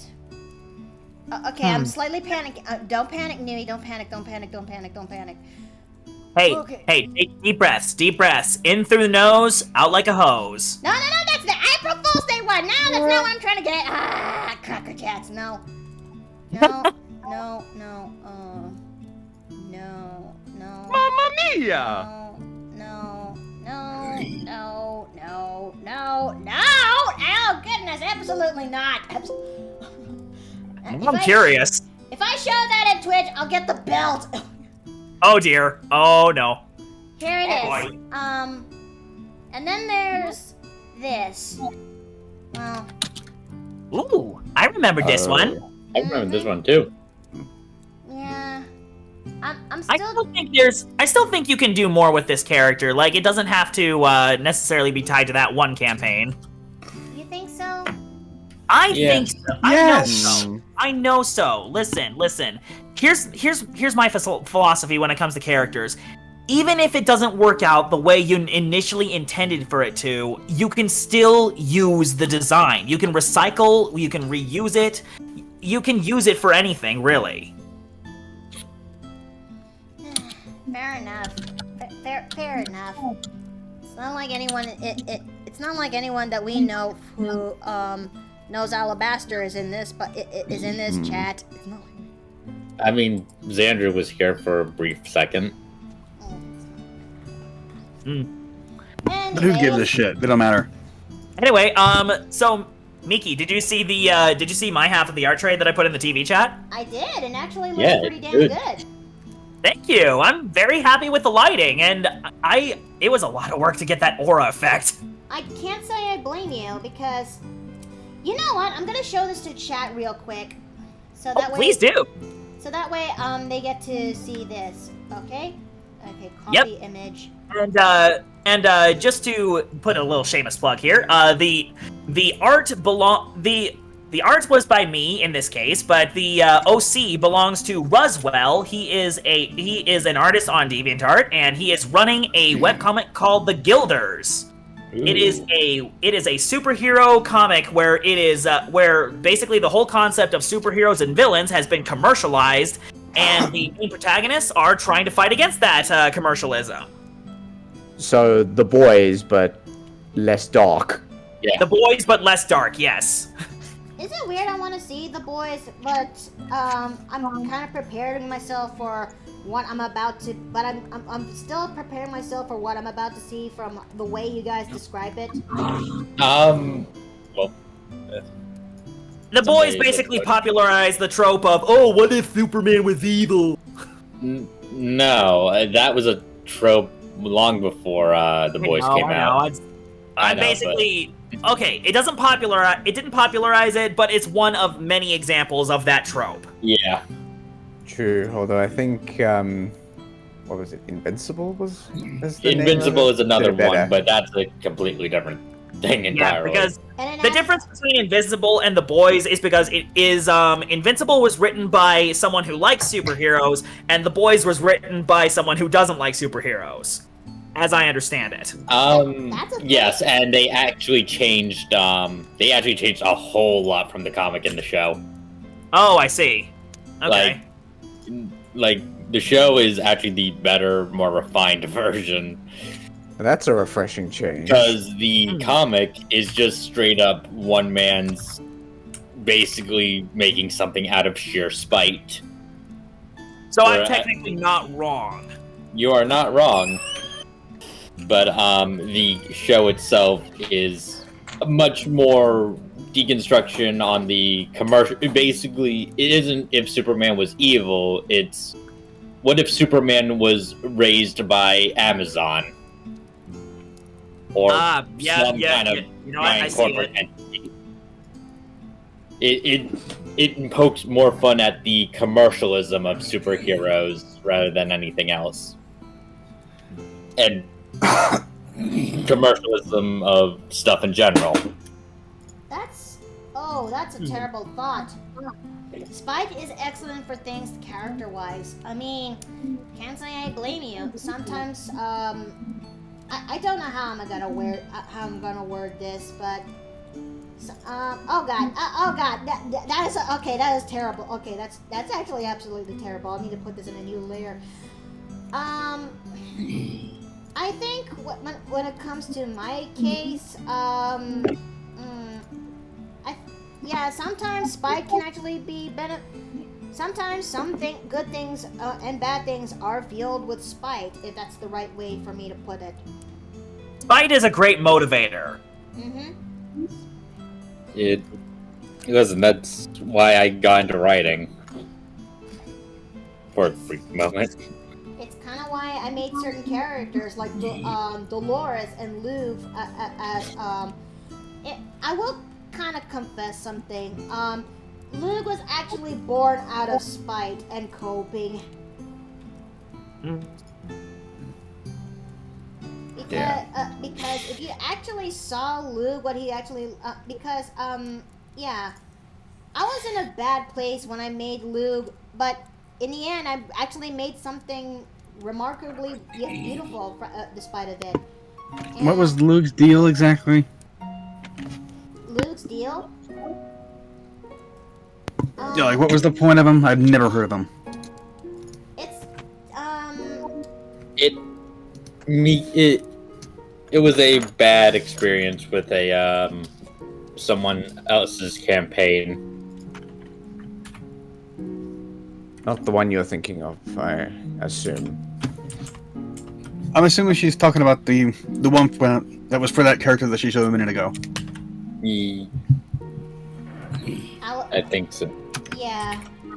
but in the end, Luke actually becomes better. The more I actually flesh out Luke and develop the things that basically I put all the things I've been head canonizing and gave them to Luke, and also flesh him out a little bit more. And in the end, Luke actually becomes leagues better than how he was from the original source material that I was inspired from. Interesting. Actually, my character Amanita is kind of in a similar vein too, though I don't think I improved much from the original character. I just framed what the original character had in a different way. Interesting. I do have like my own experiences with like I guess spiteful creations of my own. Let's see, because I'm trying to create my own Mario-like concept where it's like its own thing, obviously, but it wears the inspirations on its sleeve, because there are some things about how Nintendo's handled Mario over the years that I don't care for. No? So I decided, okay, fine, I'll do it myself. Oh. God, thinking about it, I don't even want to think about how many characters I have that might have been fueled by spite. Actually, I will say this: if you actually look into the open chat of this call, you would see Luke's face. I will say that much. It's open chat of the call. The general Discord chat has- General chat, okay. of the voice call, not the general chat of the server. You just gotta look up. That's all I get. I see him. Yeah, Oh, it's that campaign. I see, said the blind man, and he picked up his hammer and saw. Okay, that's a good one. That actually is a good one. That's a joke that my dad used to tell me. Well, I need to write that down. I really do need to write that down. That actually is a legitimate good joke. But yeah, thoughts, questions, death threats. Yes, I would like to make an official declaration that I will be trying to kill you. Okay, I've got a declaration of my own. I declare bankruptcy! Oh crap, now I can't do anything. I've come to make an announcement because I knew he's a bitch ass motherfucker. I had to. So I'm making a call on post to mytwitter.com.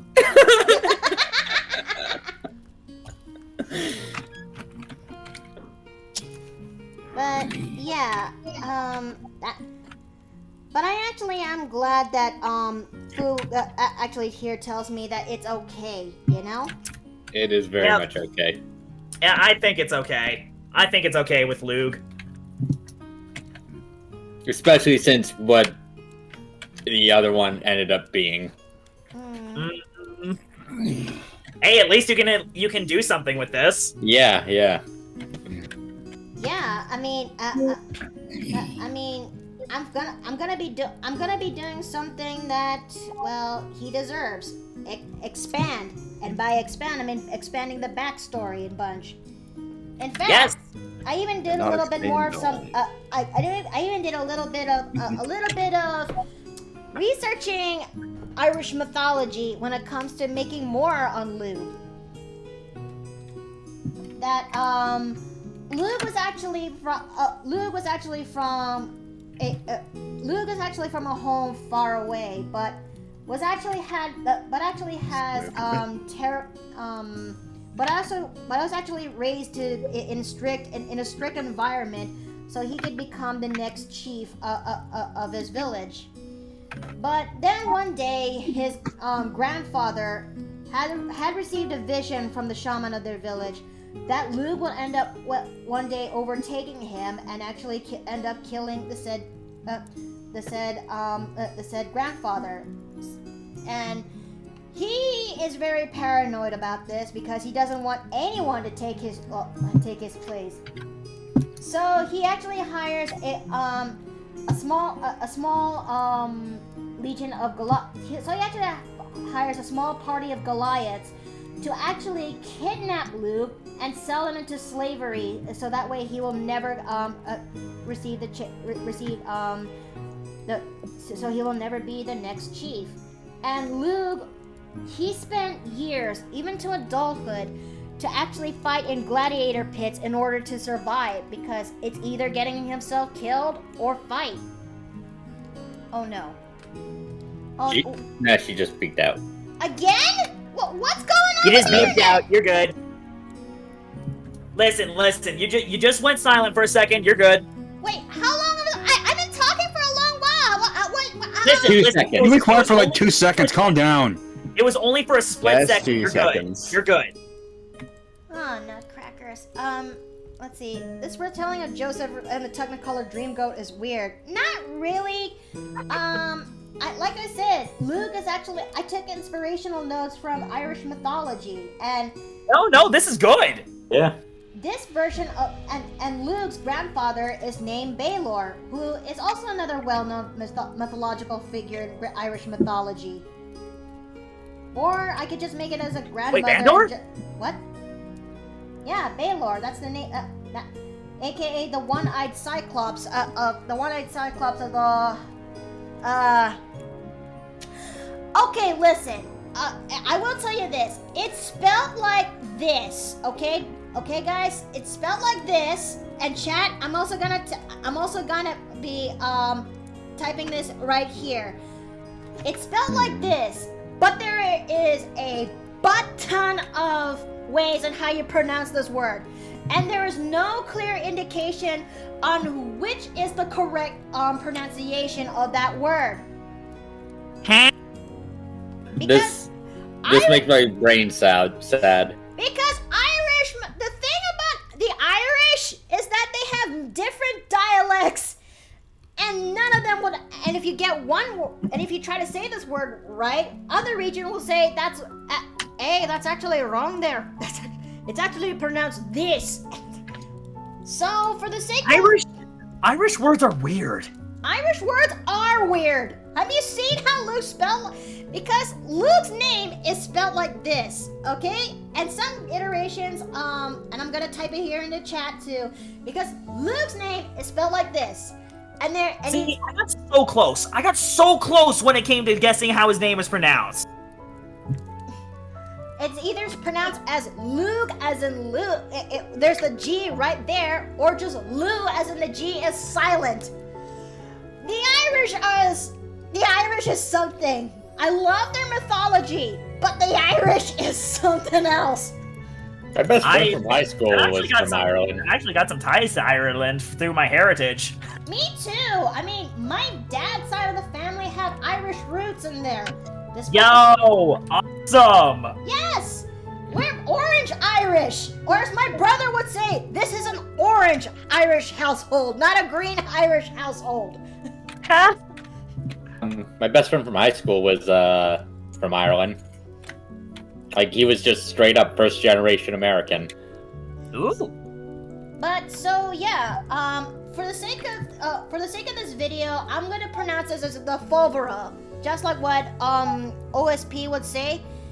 And yeah, Baelor in Irish mythology is like the one-eyed Cyclops leader of the Fulvera at the time, and he has received a prophecy that his grandson Luke will end up killing him and usurping the throne, and he does not like that, and he tries to kill off Luke, and Luke will end up one day killing off Baelor. So in my iteration, Luke is some iteration of the Irish roots are going to be there, that he is the grandson of a great chief of the Fulvera tribe. That's the name of of his home place, and yeah, and he has received a prophecy from the shaman that he'll one day be usurped by his grandson, and he does not like that. And you think for a race where Luke is from, well, they'd actually be benevolent races, but no, not this, not Balor the Great. That's what I'll call him. So he decided to hire a band of Goliaths to take his grandson and just sell him off to slavery. This is a tale that's been retold in many different countries, by the way, not just Ireland, because oh boy, the Greeks with Oedipus, they had a whole other way of going about it. I know, right? Mythology is fun. Mythology is so much fun. I love studying it. I'm more. Oh, sorry. Sorry. Going back to Celtic mythology for a second. I've actually studied the tale of Tam Lin, and I realized, wait a minute, this actually ties in neatly to the backstory of one of my character's ancestors. So I brought the two together. I thought it was so cool. And with all this ironing out when it comes to Lou's backstory and how he is right now, I'd say it's leagues better than the original source, don't you think? Yep. Mm-hmm. I mostly focus a lot on yokai mythology. I think the weirdest yokai I've come across is the Tako no Nabo. I think that's how you pronounce it. Tokokonobo? Gee, the one who dresses as an Oni focuses on yokai. Go figure. Yep. But that word translates roughly to octopus wife. Wait, octopus wife? Yeah, the story goes that there was once a man and whose wife would cook probably the best soup he had ever had every morning. And every morning he would leave while leaving his wife to just do whatever. But the man got very curious as to why his wife made such good soup. So when he left for work one day, he hid out into the trees to spy on her. What he found was that the wife came out with a pot of boiling water and transformed into an octopus and then proceeded to bathe in the water to make stock out of it. Oh! Oh, no! No, this story gets better. Oh no! No, this story gets better. So the man comes out, confronts the octopus, and then proceeds to go, "Have you been serving me your bathwater this whole time?" I was gonna say! He just basically drank the earliest iteration of Great Gamer Girl bathwater! Oh my gosh, you're right! Yeah. No, and then she proceeded to scuttle off into the ocean to never be seen again. I'm sorry? Animal bride stories. Yeah. I'm more concerned with the fact that he was more concerned with the fact that he was drinking bathwater more than the fact that to discover his wife that he's known for years as an octopus. I mean, the guy is okay to drink Gamer Girl bathwater that his wife dips herself in, and you know what? That's fine. Mm. The wife that happens to be an octopus. Dude, okay, real talk. If I found out my wife could actually make infinite stock just by bathing in it, why wouldn't I use it? I mean, yeah. Oh boy. But no, that's the weirdest one I've come across. Man won't even drink his wife's bathwater, shaking my head. This is better than Oni bathwater. Oni bathwater's lava. I mean, granted, I would pay a lot more for a jar of lava than regular water.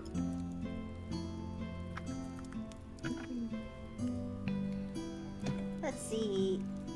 Joe, looking at this now, Joe still has feminine features in this one, don't he? Like I said, he kind of has them boy energies. Mm. Wait, so who are you drawing right now? Oh, we're continuing where we left off when it comes to my April Fool's Day project, where I turn my iconic characters and gender flip them. So... Oh, I see. So... This is Joe and as her original state, and this is Joe in a gender flip state. Well... Still kind of effeminate. I would say that he's gender flip, but it's more in a case that this is what happens if Joe actually presents himself as male instead of female. Because Joe is one of my few characters who is confirmed to be intersex. And in a specific point of her life, in their life, being like at the 4 years old, that's the one part. That is where Joe actually realized who they actually are as a person. And in the original case of Joe's story, it takes Joe after one bad day that she goes to hang around with her mother to see this beautiful forest clearing, and that has many snowdrop flowers in there. And Dione asked her child at the time to promise her to always, no matter what happens, to stay strong and beautiful, just like the little snowdrop flower. And this made Joe realize that she's actually, well, a girl. I'm still trying to figure out what's the case would be if Joe finds out that they're more of a boy, and thus goes with this. Okay. I mean, here's the thing. If it's for an April Fool's joke, does it really need a big lore behind it? Well, I like storytelling. I mean, yeah, dang it, you and I are cut from the same cloth. I like storytelling too. I do too. I mean, this is coming from somebody who fake teased at a rice cooker model on April Fool's Day. Have you seen my April Fool's Day? But my April Fool's Day joke is a bit, I saw that. That was insane. I did not see this. I just badly photoshopped my hair onto a rice cooker. I mean, it's... You want to know what I did? What did you do? I traced over... you know what? I'm actually just going to post the picture, and I'm going to tell you after you see it. I basically pretended that my account got hacked by a cartoon character, and he was wearing my clothes. Oh, I remember it now. I remember seeing it. There you go. Let's see. Wait, I'm trying to figure out how I'm gonna make this armor work when it comes to Joe. Cause I took notes. Chest window works well on anybody. No, not really. Once upon a time, I actually drew this for Joe. And that's when she in the Icefire P campaign actually gained mithril armor. Mithril armor. Mithril plated armor. Yep. Oh, mithril, right? Mm-hmm. Not the Xenoblade character. I was gonna say, maybe for this guy version of Joe, you could probably take some inspiration from Link, from Zelda. Oh yeah, that would fit actually pretty well. How so? Well, let's see here, cause Link is kind of infamous for wearing tights, right? You could probably have Joe wear tights. Oh no! Oh no! Something's happening to the end, guys. Oh god! Oh no! It's now. Oh no! The chat is now dead-ish. Or in this case, Dave, I didn't download source, Dave. I thought. Oh boy! I thought you fixed the Bane. whistle. Bane, I didn't download source, Bane. What do you mean? I need Gmod. Listen, you're the one who sorry, installed this thing. I don't know why you need Gary's one installed. I'm sorry, your wordplay in is currently outdated. Please update.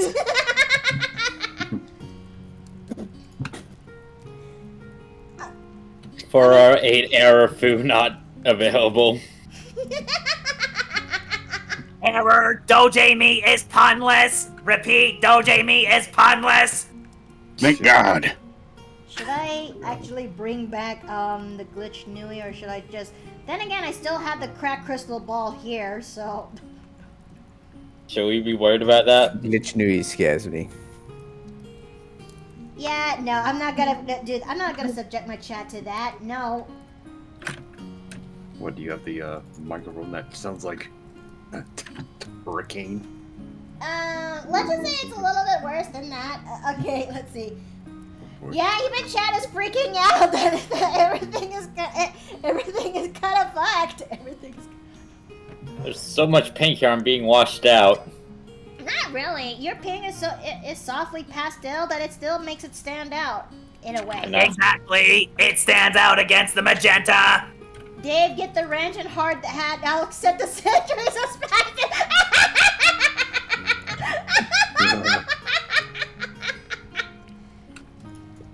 God damn it. Erecting a dispenser. Oh wait, I can't erect a dispenser because somebody didn't load the Team Fortress 2 models. This is going better than what happened on my stream last night. What happened? Apparently there was a rule in my streams where you have to, in order to be in my streams, you have to have played Titanfall, and I have not played Titanfall. So out of spite, I poured a thing of gasoline and tried to light my stream on fire. Oh no! Oh no! Oh boy. It did not work out. I guess you could say it blew up in your error. I can't keep doing this. I actually posted the I can't keep doing this. I actually posted the clip of that on in media chat if you want to look at it later. Alright. Okay. So Nui, did you see the picture for my April Fool's joke? I did. I love it. Pretty damn good. I spent all night working on that. I was tracing that until I traced the original picture and then I drew over it. Okay. I won't lie, that it was actually pretty good. Also, I was just I basically acted like Dr. Doofenshmirtz the whole day for my Twitter and my Discord. But you know what's even better? What's that? You can also do it. Listen. If I were, I have discovered that somebody installed OBS onto a Walmart demo computer and left it onto a 24-hour stream. And I was like, if I was streaming that day, that would be the channel we would be rating after. I would not give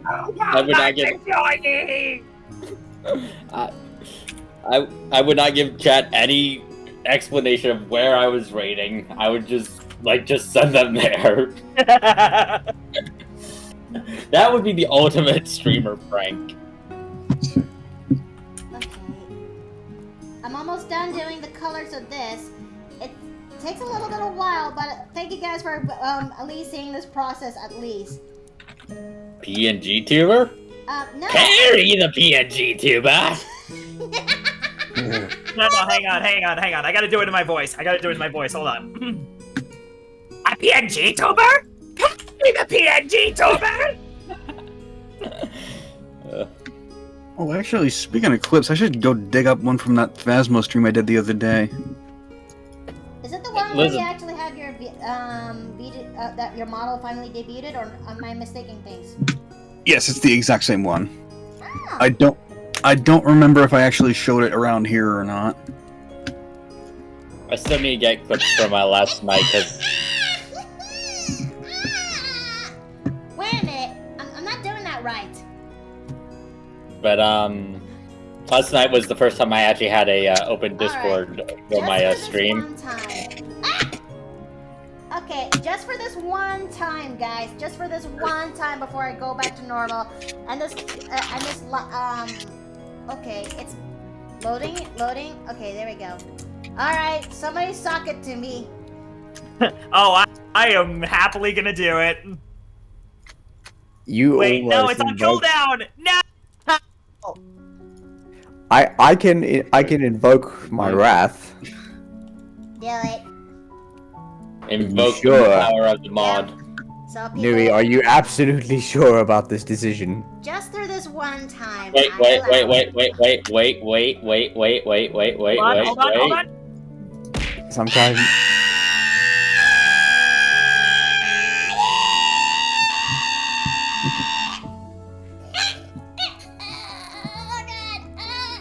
Oh god.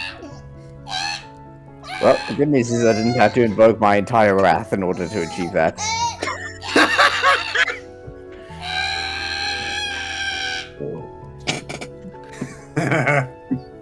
That's great. Hello, I am Mikota Nui. Oh, I god am damn alive it. and well.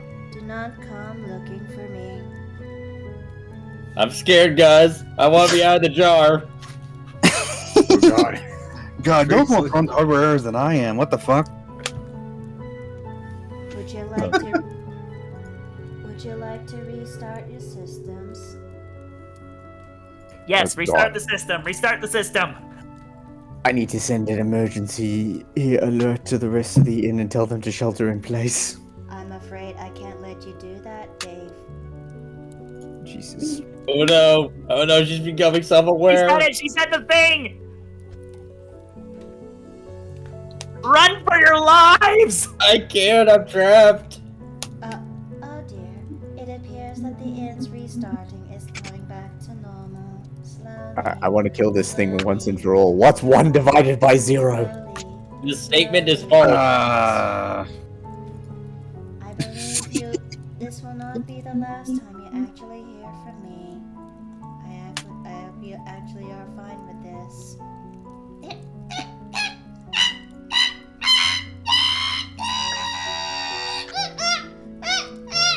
Oh god! Oh god! What was that? Oh shit. What was that? Yeah, what was that?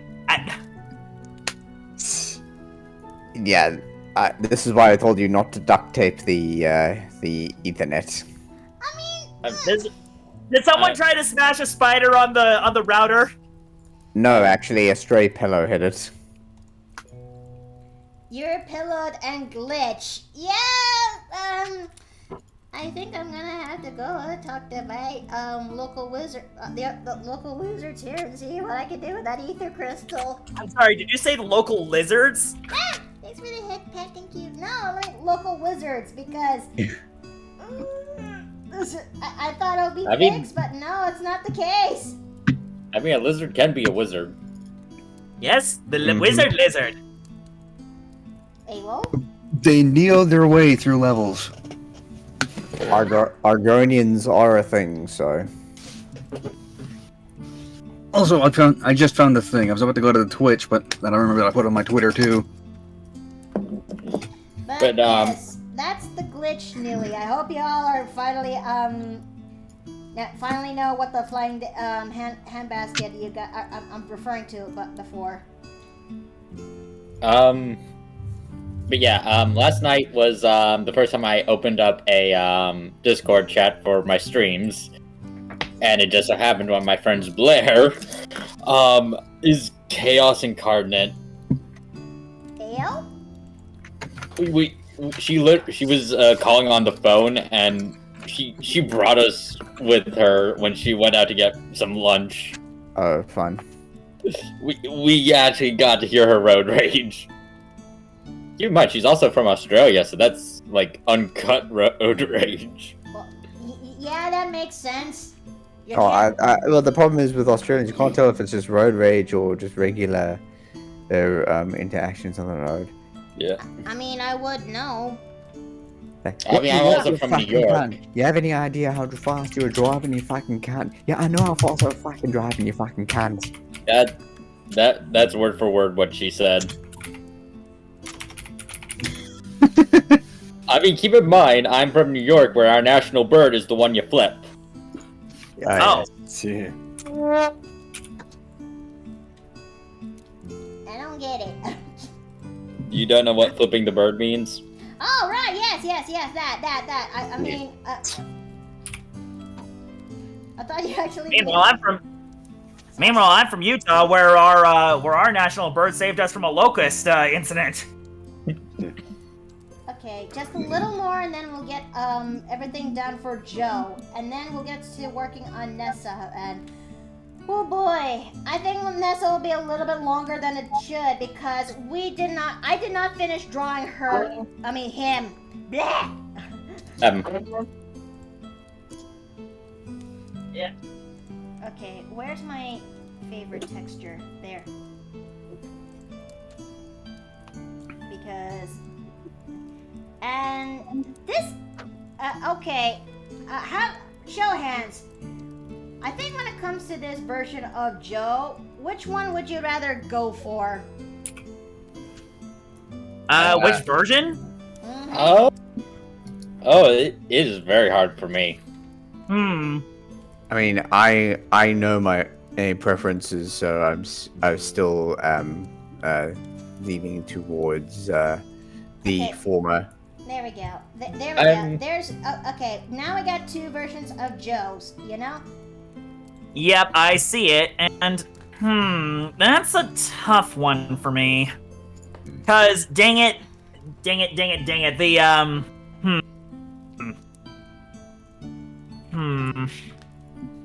not sure. I'll admit I'm conflicted because both are really good designs. I'm same. Yeah, look, let's just say they're both The caveat things is that I'm. they're both intersex characters. Yeah, I'm aware, but let me put it this way: I would be happy to have either one of them in my party. It's just a question of which one I would prefer to have a party with. Bruh. Bruh. I wonder. Wait, I think I should actually summon Runia's attention to this. That You should absolutely get her. Absolutely. I mean, because when it comes to the D&D, wait, why is my share? Oh yeah, my share X is dead. Okay, hold on, let me boot that up because that's my usual go-to program for getting screen caps. I'm gonna. I just use snipping tool, but yeah. I'm gonna ask Runia's opinion, like which version of Jo would she go nuts for? Because in the D&D campaign that I was a part of, that Cedric run, Runia was also one of the party mates there, and when I finally switched Dione to Jo, it was Runia's character that actually made Jo much more comfortable before she finally becomes much more accepted into the party. And now here I am, and it's also through Runia that's she also becomes involved with Jo's character, and now I'm going to tell Runia, like, okay, hey Runia, which version of Jo would you go for? Just a simple question. Just a simple question. Just a simple question. Just a simple question. Nothing more, nothing less. This is going to be perfectly fine. I'm sure Runia would actually take this like a champ. I'm sure Runia.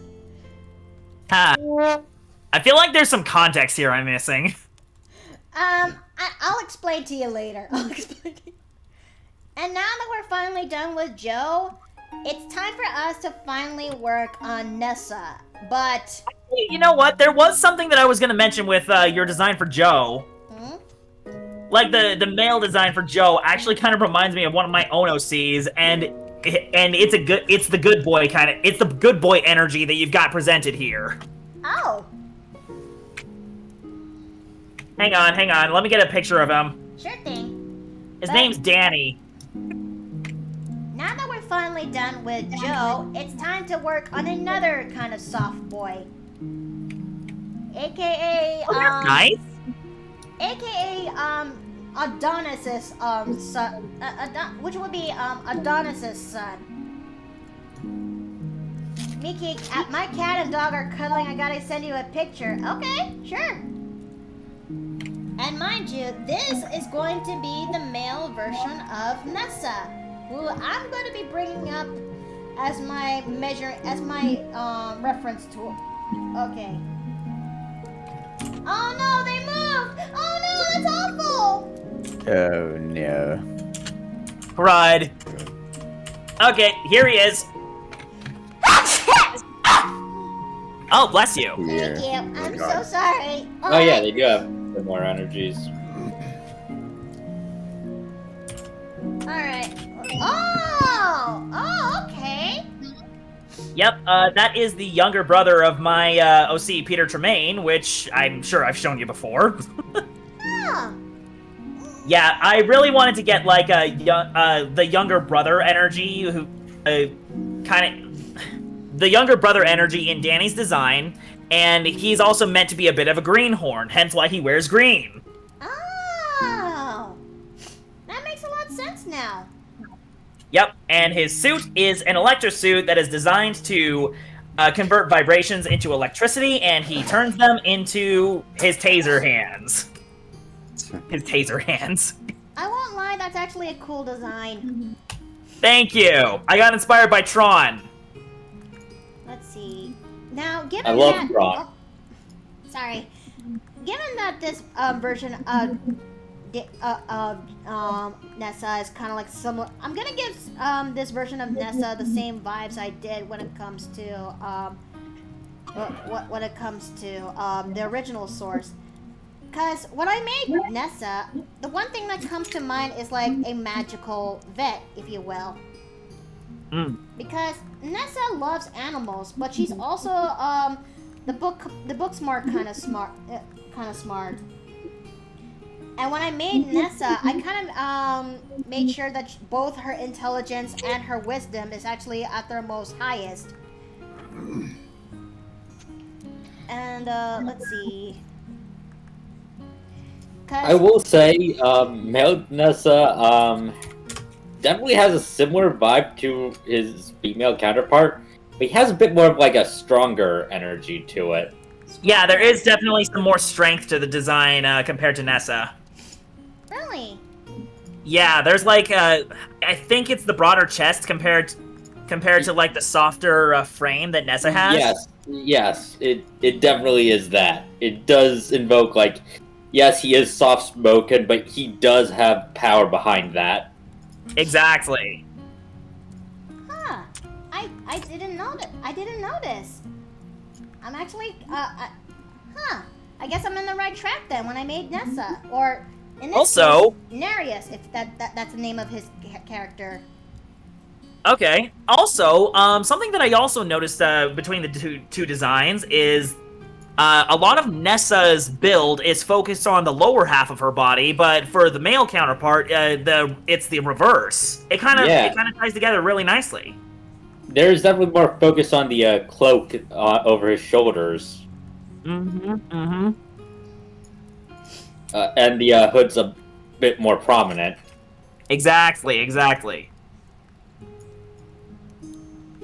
Let's see. Chad Nessa, or...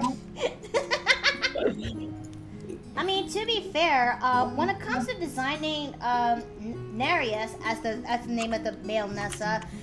Nereus? Yeah. Okay, Nereus. I'll have to remember that. I also would think back on her father's design, or in this case, the original Darius's design, because Darius is Dave's character, and he's the canonical father to Nessa and, well, her sibling. Which, thinking about it now, I really should find time to draw Benny. I'm sorry, Dave. I'm trying my best. Don't worry, friend. I know you've been incredibly busy these past few months, and I am now also finding myself incredibly busy a lot of the time. So I can empathize. I understand. You don't need to apologize. Thinking about it now, with the way I designed Nereus, he really does look like a much younger but softer version of Darius. It does. I honestly, I think that's a perfect way to look at it. Also, Narv says that they thought the name was going to be Neil. Neil? Neil? I don't like the name Neil. One of my, I'm about to say this, Neil was the name of one of my partners back in the day. Okay. Oh. Huh? He was, however, the one I still kept in touch with. Oh. Okay. I'm glad that there's no bad blood. Oh, no, there was not. No, Neil is very much one of my closest friends. Just like me and Runia. And yes, Runia and I used to actually date back in the day. Oh, okay. Yeah. But we still decided to become close friends. Still keep in touch and be close friends, and I'm forever grateful for that. You know. Mm-hmm. Yeah, of course.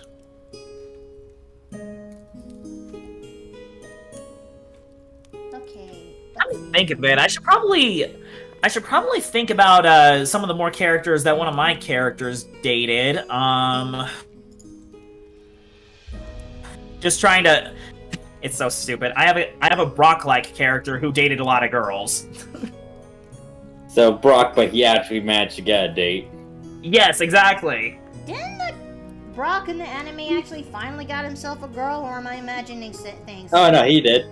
He did. About fucking time. A very nice conclusion to his story, I dare say. Yeah. Which one is his significant other?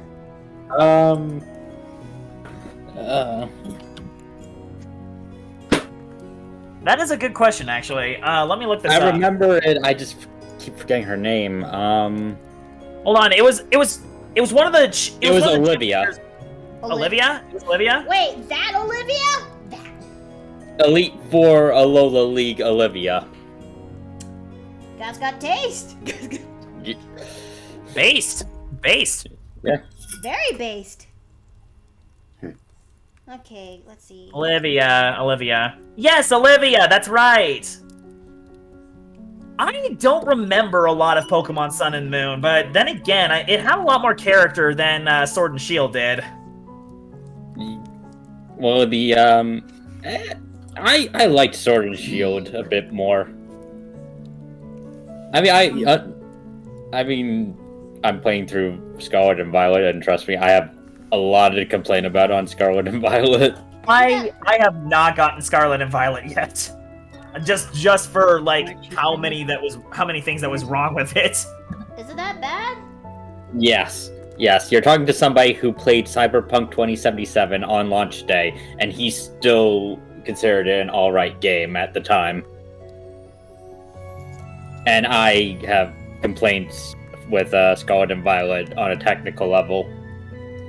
Is it because of the glitches? It's not the glitches, it's just very not optimized. It's not optimized, and also the story makes no sense from what I've heard. One of the stories. I will say the Titan route that you take is probably one of the better ones, at least as far as I've gone through. But I think don't like how the game's plot is like divided into 3. I will admit that there is an argument to say that an open world concept is like what Pokemon was always meant to be, but at the same time, I'm not a big fan of open world games. Neither am I, and I've played a couple of them. There's just a lot of roaming around and nothing to do. I mean, I will roam around, but that's simply because of me looking for Pokemon to fill out the Pokedex, but if that's... I'm saying the experience just gets monotonous and repetitive. It does, especially since they lied about being able to tackle any gym in any order, because you can't, because they didn't do level scaling.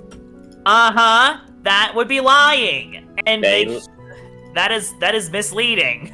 Mm-hmm. Okay. Nerva, yes. Narvel, yes. I know the Titan path is the goated path. So, okay, I think I got Nessa's design to a bit of a T-ish. But what do you think? It looks great. I really like it. Yeah, this is good. I will say... Actually, you know what? Now that I look at this design, I'm actually reminded of a Fire Emblem character. Do you have that look? It does? Yeah, this carries a lot of Fire Emblem energy right here. Actually, you might like the Fire Emblem games, Nui. I actually did. I actually did play Fire Emblem Fates, but I did not get to finish it. I should have done that. When You know what? I'm actually in the middle of my own playthrough of Fire Emblem Fates. I'm very close to finishing, but I'm going through all the support logs first, and they are so long. There's so many of them. But I will say this, though, because Miki is one hell of a biased character. Odin is best boy! Change my mind, chat! Odin is the best boy, yes! But I just hated the way how they kind of written down the, well, the one gripe I do have when it comes to Fire Emblem Fates is the way how they written down the, they written down the character interactions between the MC and Odin. Like, come on, dude! Come on! Odin is the best character. He deserves better. Also, just one last comment about Scarlet and Violet. For as many faults as it has, I do feel like Team Star is a worthy successor to Team Skull. I disagree. No? That is... I mean- disagree. Team Star feels so unthreatening compared to Team Skull because they're just a bunch of delinquents. They're just a bunch of delinquents with big cars. I love delinquents with big cars. Well, good for you then, because I disagree. I love that trope. I love the trope of the misfit delinquents. I liked it best when the villainous team were actually villainous. When they were the actual bad guys. Let's see. I am going to finally draw the boy.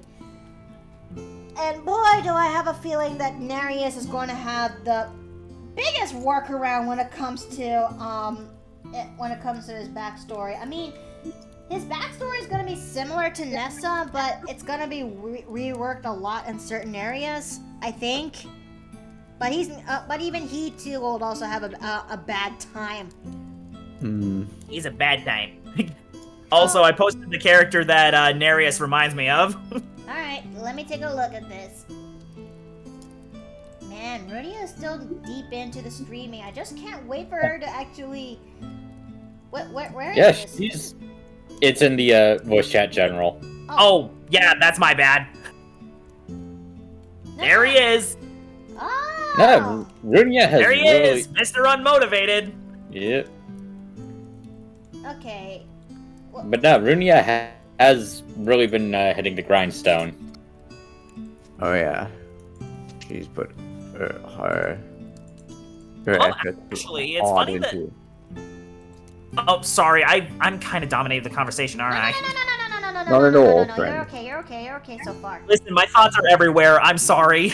I don't Do get not to talk this apologize. long. You have nothing to apologize for, friend. So, this is the one you're reminded of when you see Nereus? Yeah, Dwyer.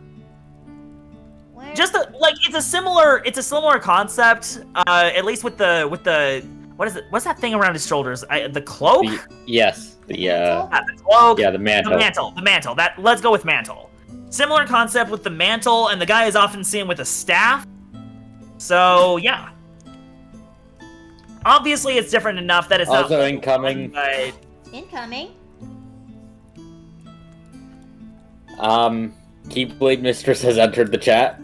oh, hello, mistress. Oh, hey Keyblade Mistress, what's good? Oh, mistress kept losing to Mario Kart from Crafty. Ah, Jack? I'm going to have to go. alright, you take care. Thanks for coming. I will admit that I was also playing Mario Kart, and the servers were drunk today. The servers were very drunk. We kept getting kicked. Everybody. Have fun. Yep. Anyway, since we were talking about this whole gender swapping concept with this April Fool's thing, I'm actually trying to figure out how that might look for one of my characters, because I'm trying to design a fraternal twin sibling. Really? Yeah, Peter Tremaine actually has a fraternal twin sister named Nicole. Hmm.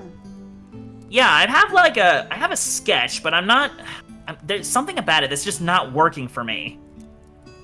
Let's see. Doing good, but have to figure out what to eat for dinner. Whether to have ramen or I can order pizza. Well, all those are actually pretty good. I could say that ramen is actually not a bad idea, but if you really want something that's a little bit more flavorful, then pizza would actually do. Yeah, pizza is good. Yeah, oh man.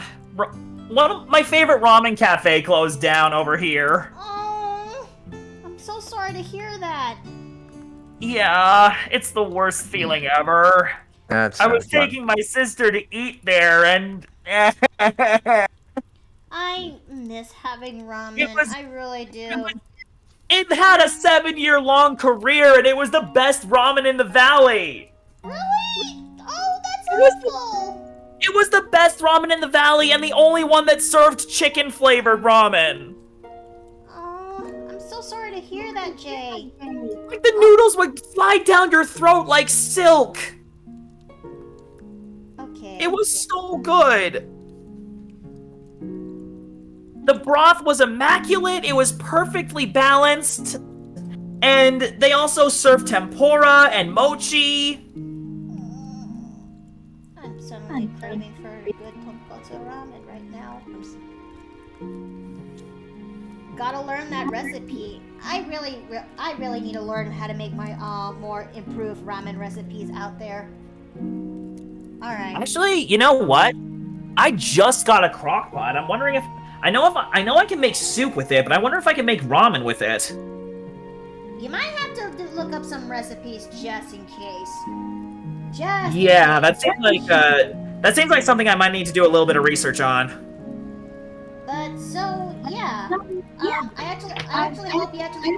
Wait, Mikoto, were you drawing the ink line art on the sketch layer?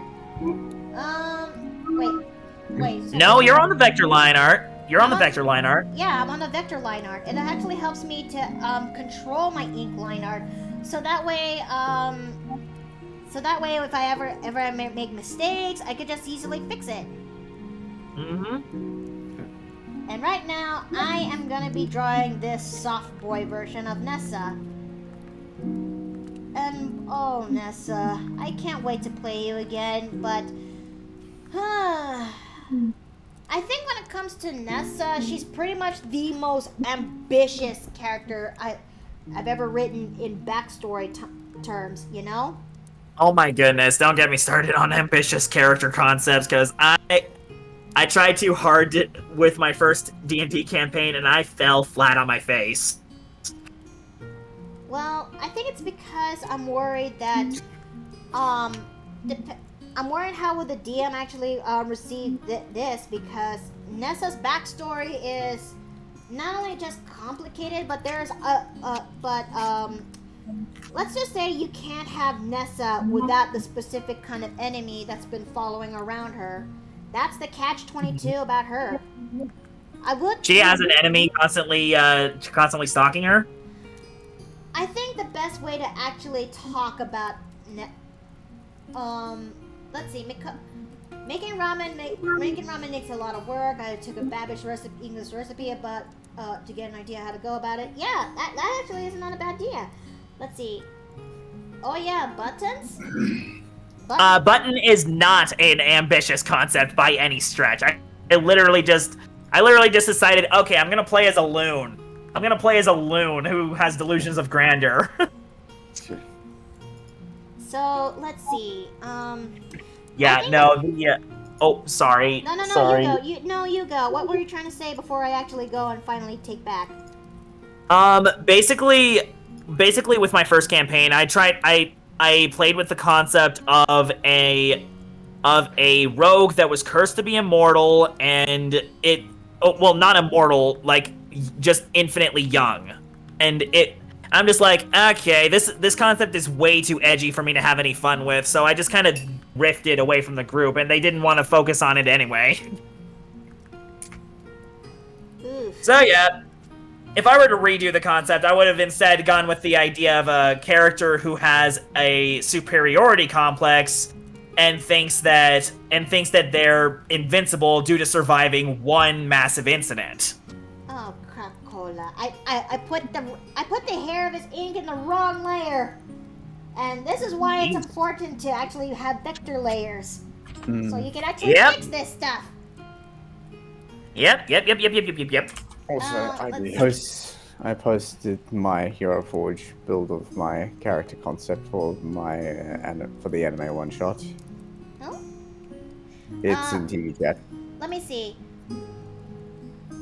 You You wanna hear about the Rocky D&D starts? First session, first campaign, and every first game of D&D I ever fought of, an adult Ramirez and immediately died. Oh dear. That's awful. Ooh. Called it. I knew she was on the wrong layer. Fine. I mean, I'll take he was that right, L. Okay, that's fine. I'll take that L. But yeah, if I want to talk about Nessa, to understand why I feel a little bit hesitant in playing Nessa, despite I really wanted to, I think it's important for me to actually talk about Nessa's backstory before we actually, so that you would actually have an understanding of why. Mm-hmm. And before I actually do that, I picked Jamie. Okay, so wait, Fu left. Fu left, and I did take her out of the jar. Okay, I'm sure that'll be fixed. Womp. I'm sure that'll be fixed, but in the meantime, I say as I grab Jay by the neck with this plushie. Chat has spoken. Any last words? I can't say anything. My throat is being compressed. There you go.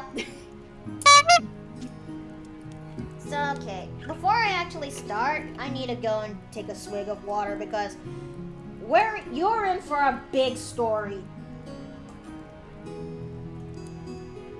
A big story with some areas that are redacted for the... Why everyone gotta have all these complicated backstories? My god. Well, why not? That's the charm when it comes to D&D and TTRPGs in general. It's fun. Basically, there's two approaches. On the one hand, it is fun to do the complicated stories, and if you have the skill for it, then power to you. On the other, sometimes it's a simple story that writes itself also works just as well. It's just a matter of which works for you. Mm-hmm. So, okay, now that I got my swig of water, story time. Story time. So, once upon a time, Nessa actually did grow up with a happy family, and with that, and she was actually considered as a bright child growing up, who actually sees beauty who actually can see beauty in the littlest things. And it also helps that she's also a smart kid too, and has a strong fascination to animals, thanks to the place where Aaliyah and Darius settled down to. And then everything changed when the Fire Nation attacked. I'm sorry, I had to. Close, but not really. Everything kind of changed one day when Nessa was 16, that marked the end of a happier time. After one awful fight between Benny and Darius, Benny, that is Nessa's younger brother, decided to run away from home after that disagreement, sending the family to disarray from his choice and the guilt that also came with it. Aaliyah tries her best to cope with the situation, but there are days that she actually cried due to how her son disappeared. And Darius became quiet, but much more aloof at that point. Nessa tries to cope from the situation as well, and but it didn't actually pretty much work, especially when it's finally time for her to start off her adventures. The party that she was with and some or most people she partied with do not actually gel well with her. And the worst case scenario is that they would actually blame Nessa for their wrongdoings. Yes, classic blame one for their shortcomings. Yeah. Nessa also once upon a time fell in love with a woman who actually saved her life. And to Nessa, she feels like she's basically this Prince Charming that she really wanted to be with. But one day, when she tries to finally fess up her feelings, the noble woman disappeared, left, and it doesn't. Oh God! I'm so sorry. I dropped the mic. Okay. It also doesn't help that Nessa actually waited for 3 days for her to come to actually meet her in that specific spot where she's gonna tell her feelings at. But yeah, the woman disappeared, and this left Nessa abandoned and heartbroken. And it also doesn't help later on she's also been abandoned by that said party too. So Hello? Hello? Oh, Dom, hi! Hello. Got a layering issue.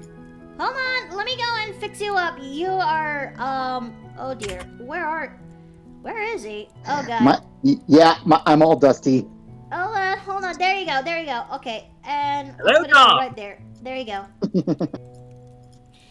And then she, one day when Nessa was really at her lowest point, that is where another mysterious woman comes into a picture, and she just saw something in Nessa that that Nessa didn't see herself, and she actually she basically charmed the heartbroken girl into loving her, and thus Nessa would actually becomes much more infatuation, and she thought she found a second love. It doesn't help at all that this second woman, who she calls herself as Dolores, it doesn't help that Dolores also looks like a bit of a spitting image of the noble woman who left her behind.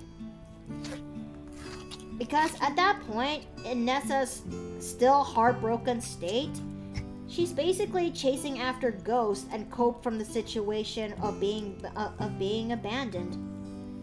Then Dolores actually asked her that she would definitely be very helpful in a group organization that she's working on that's called Basilisk Rose.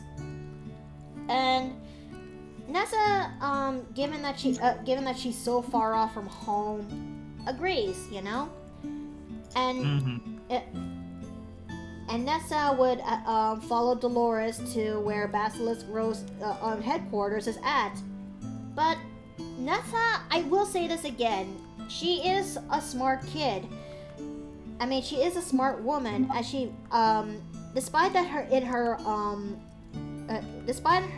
current state, she couldn't help but notice that that the headquarters is located in a very far off place, and much farther from where she actually was from. But Basilisk Rose actually welcomed Nessa with open arms.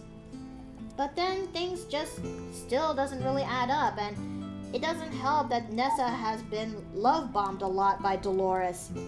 It was then that Nessa finally found out a horrifying truth of what Basilisk Rose truly was, and when Dolores didn't like that, and Dolores did not like that when she tries to rebel and try to escape. So she ends up trapping Nessa even further, and kept Nessa into Basilisk Rose headquarters for a long while, which marks Nessa, which I would say that Nessa is pretty much in a horrific hell. That's the closest thing I could actually say out here. But eventually Nessa finally escapes, and when she finally got home, she finally escapes. especially when she almost got herself killed by Dolores's favorite pet, and she would have also died in that night she escaped had she not been found by seven gnomes who were actually on an excavation journey at that time. So they helped nurse Nessa back to health. They also helped brought her back home, but Nessa was, well, she is broken after what she went through, and she can't help but feel like she's been a big fool for what she had went through. But then things just kind of got a little bit just when she thought she had a chance to live a good life, that is when she actually heard news about Basilisk Rose and what they were doing, especially when it's straight close to home. That this kind of action forced Nessa to actually leave home, just so she can get out into the journey to stop Basilisk Rose once and for all. Yes, she was broken, but she doesn't want any more people to suffer like she did. And that's why I said that Nessa is so ambitious, you know? That's why I said that Nessa is my most ambitious character with her backstory to date. And you can't have Nessa without Basilisk Rose without Dolores. That's the catch-22.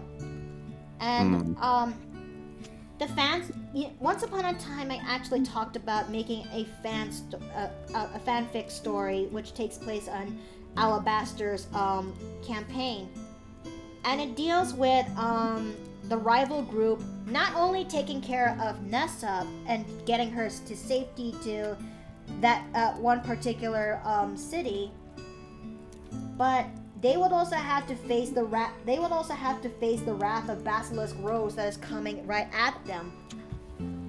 It gives them something to do in that backstory, but after what happened between me and Alabaster, yeah. So So what are you working on? Me? Oh, I'm actually continuing where I left off with my April Fool's Day project. Oh, genderbent versions of your characters? Mm-hmm. Is it strange? This has me thinking of a character of mine that I'll probably never actually get the chance to play. Nessa needs a large positive himbo friend. Well, I did have a. Actually, I do agree with that concept. I feel like there would be a lot of fun that could be had. Well, I did. Well, Jay, you did do that sketch of genderbent Sandy. I did, didn't I? Yeah, just a head bust, but it gave me an idea. But I gotta think of something, because this year will be 10 years since I first created Sandy. Really? Yeah, I dedicated April to her birthday in a sense, because that was the day I first introduced the character. Huh, okay. Speaking of birthdays, I kind of headcanonized that Nessa's zodiac is going to be Virgo, you know? Virgo, okay. But let's see. Nessa needs a large positive himbo friend. Well, it's not just that. I think she just needs a friend in general. She does. She truly does. But if anything, I kind of paired her up when it comes to Lou. You know, this guy. Ah, Lug. Mm-hmm. And also, let me just bring up this size difference again, just for the sake of why the fuck not, because while we're here. I'm gonna give you guys, again, how tall Lug is compared to Ness, if you will. Okay? You ready?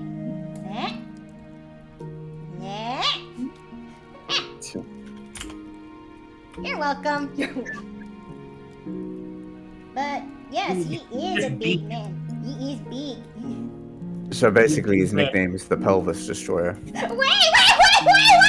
Wait, what? Wait, hold Merely a jest. She's Sure only is. hurt. You jest, but you just made Makoto blush. Oh, Lord. Oh, jeez. Okay, that's a thing now. Okay. Now you can't get that ball out of her head. No, it ain't. But yeah, and given that I gave you a bit of a context who Lug actually is, yeah, I'm coping very hard. I'm coping very hard. I won't lie. I give you hugs. Thanks. Yes. Man's Oh, yeah. back in the hole. Mace had to wait. Wait.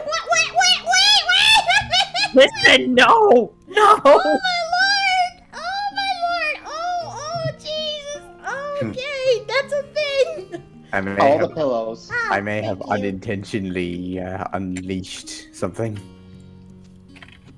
Oh So Lord. So while I got your attention, Makoto, did you level up Violette to level 5 for the second? Wait!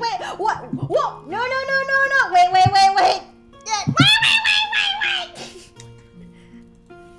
Oh Lord! Oh jeez. Okay, hold on. Let me go to D&D Beyond real quick. I still kept this book open. Never mind. I'm not giving context. I'm not giving. Okay. Give me the characters. Give me all my chromosomes. Give me all my chromosomes. Okay, there you go. There it is. Okay, yeah, she's already level 5, Chief. Okay, so I just need to make sure because I know some people have been asking me like. Yeah, I know that I'm currently struggling a little bit with Button because he has access to level 3. What is it? Level 3? Is it level 3 spells? Yeah, you can now use up third level spells. You have 6 slots, but you can only. I mean, 6 spells, but you only have 2 slots. She likes them. Yeah, right. Oh no, not the chunky song! Not the chunky song! No, the suffering of the caster classes. Lug in the Rose Room when? Oh, hold up! No, hold up! I'll get to that. I in a way, I already did something vaguely similar when it comes to Lug and Nessa. Yeah. It's there in the Rose Room. You just gotta dig. I'm not giving context. You gotta. I'm sorry, the Rose Room? Don't worry about it. It's on Twitter. Don't worry about it. Don't worry. But Get yeah, fucking Jake, outed. Spicy I shit. did give you some suggestions because that's the kind of the caveat playing a warlock. You have access to so many spells, but you have limited uses of them. Very limited. Can't you I make believe it the work? classes of warlock can get their spell slots back really easily compared to the other casters. Minerve, wait! No! Oh my god. Nicolo's being pelted with pillows.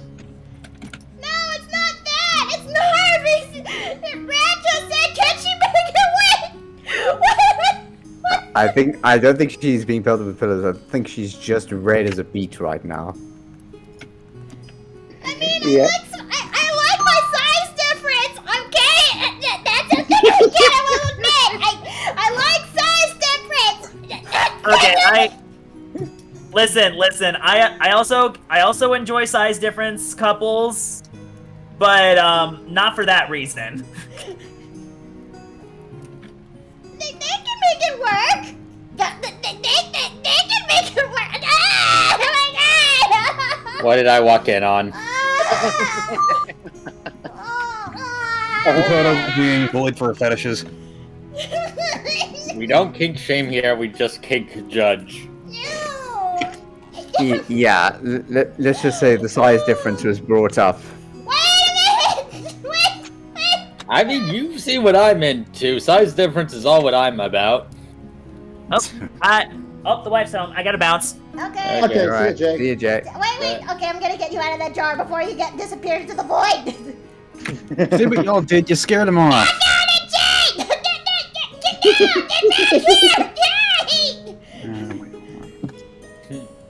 There we I get? At least I'll just put him there. The next time he goes back alive, at least I'll go. Okay, chat. Okay, chat. That's not okay. We're gonna. Oh God. What did I walk in on? Nothing, Curtinator. Nothing. That's Makoto getting called out. No. Makoto getting called out. No. God. Like I said, I don't kink shame unless it's the one kink I do shame. Okay, so Makoto, you did add everything for your class, right? Like the new, like more spell slots, Yes. upped proficiency level. Yeah. Yes. No, I'm Hey, not. what? Okay. For a minute there, so I couldn't actually pull out his voice. Maybe I actually got. No, this voice needs more water. Hold on a minute. I heard something about spell slots and proficiency level. What was that about? D&D. It's, No, I mean I know the, that. I mean for who? For Makoto, she's in my game on Thursdays.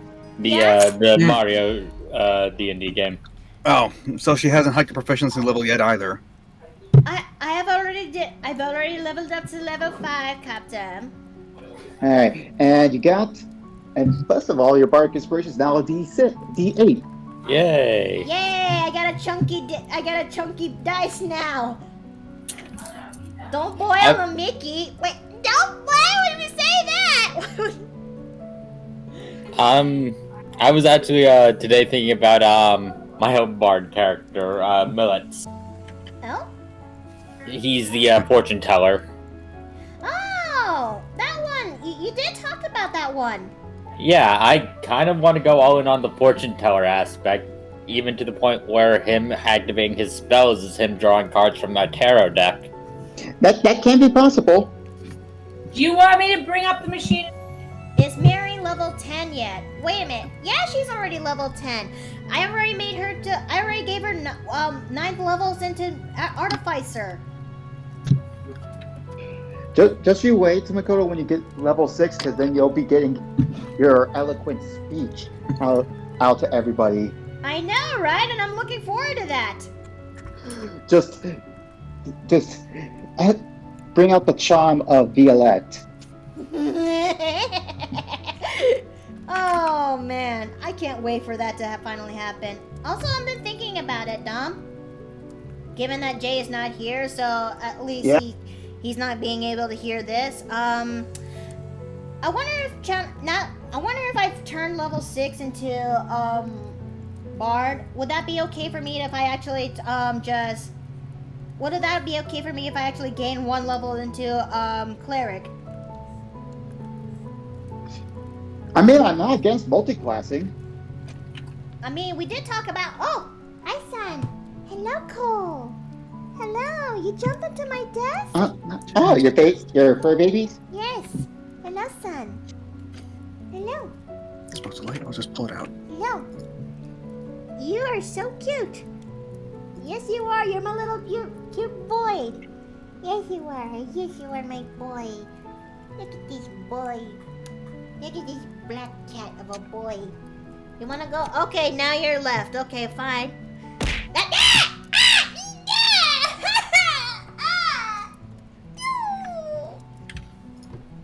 Wait, where's my son? So when you're thinking of going to cleric, you want to be like more of a healer? Well, maybe versatile. I did once upon a time talk about if it's okay if we get 1 level into that beauty domain that you actually talked about. Right. I did bring that up to you when we were doing character creation. Yeah. Support main wants to support main, clearly. Well, supports need more supports because I need to keep people alive. Yeah, I remember. This was a... Board needs support, especially in this economy. Yeah, I remember. This was a homebrew class done by one of the Wizards of the Coast creators. I wonder how come that's not part... some things should... I was wondering how come that's not official material given that I heard that context, but then again I remembered. Some things should stay as homebrewed. I mean, a lot of the Critical Role stuff, while it did get made officially, a lot of it's still considered homebrew, like the Bloodhunter class. Huh. support character. What a nerd. No, it's not being a nerd. It's being efficient. Excuse you. Who you calling nerds? Support players are useful. Yeah. Find a support player. Yeah. We support. In fact, without us, you'd be dead. Yeah. And best of all, if you go into the cleric, you can actually use some simple melee weapons and have medium armor.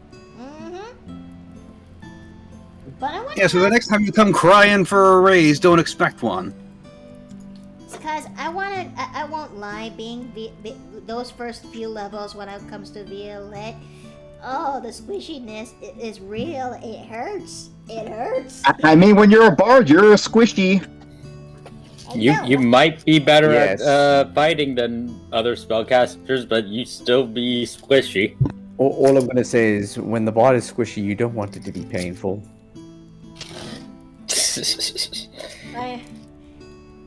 Okay, it was all a jest. What what Rat is saying. We all need a little support sometimes. Did you see that guy pants? He definitely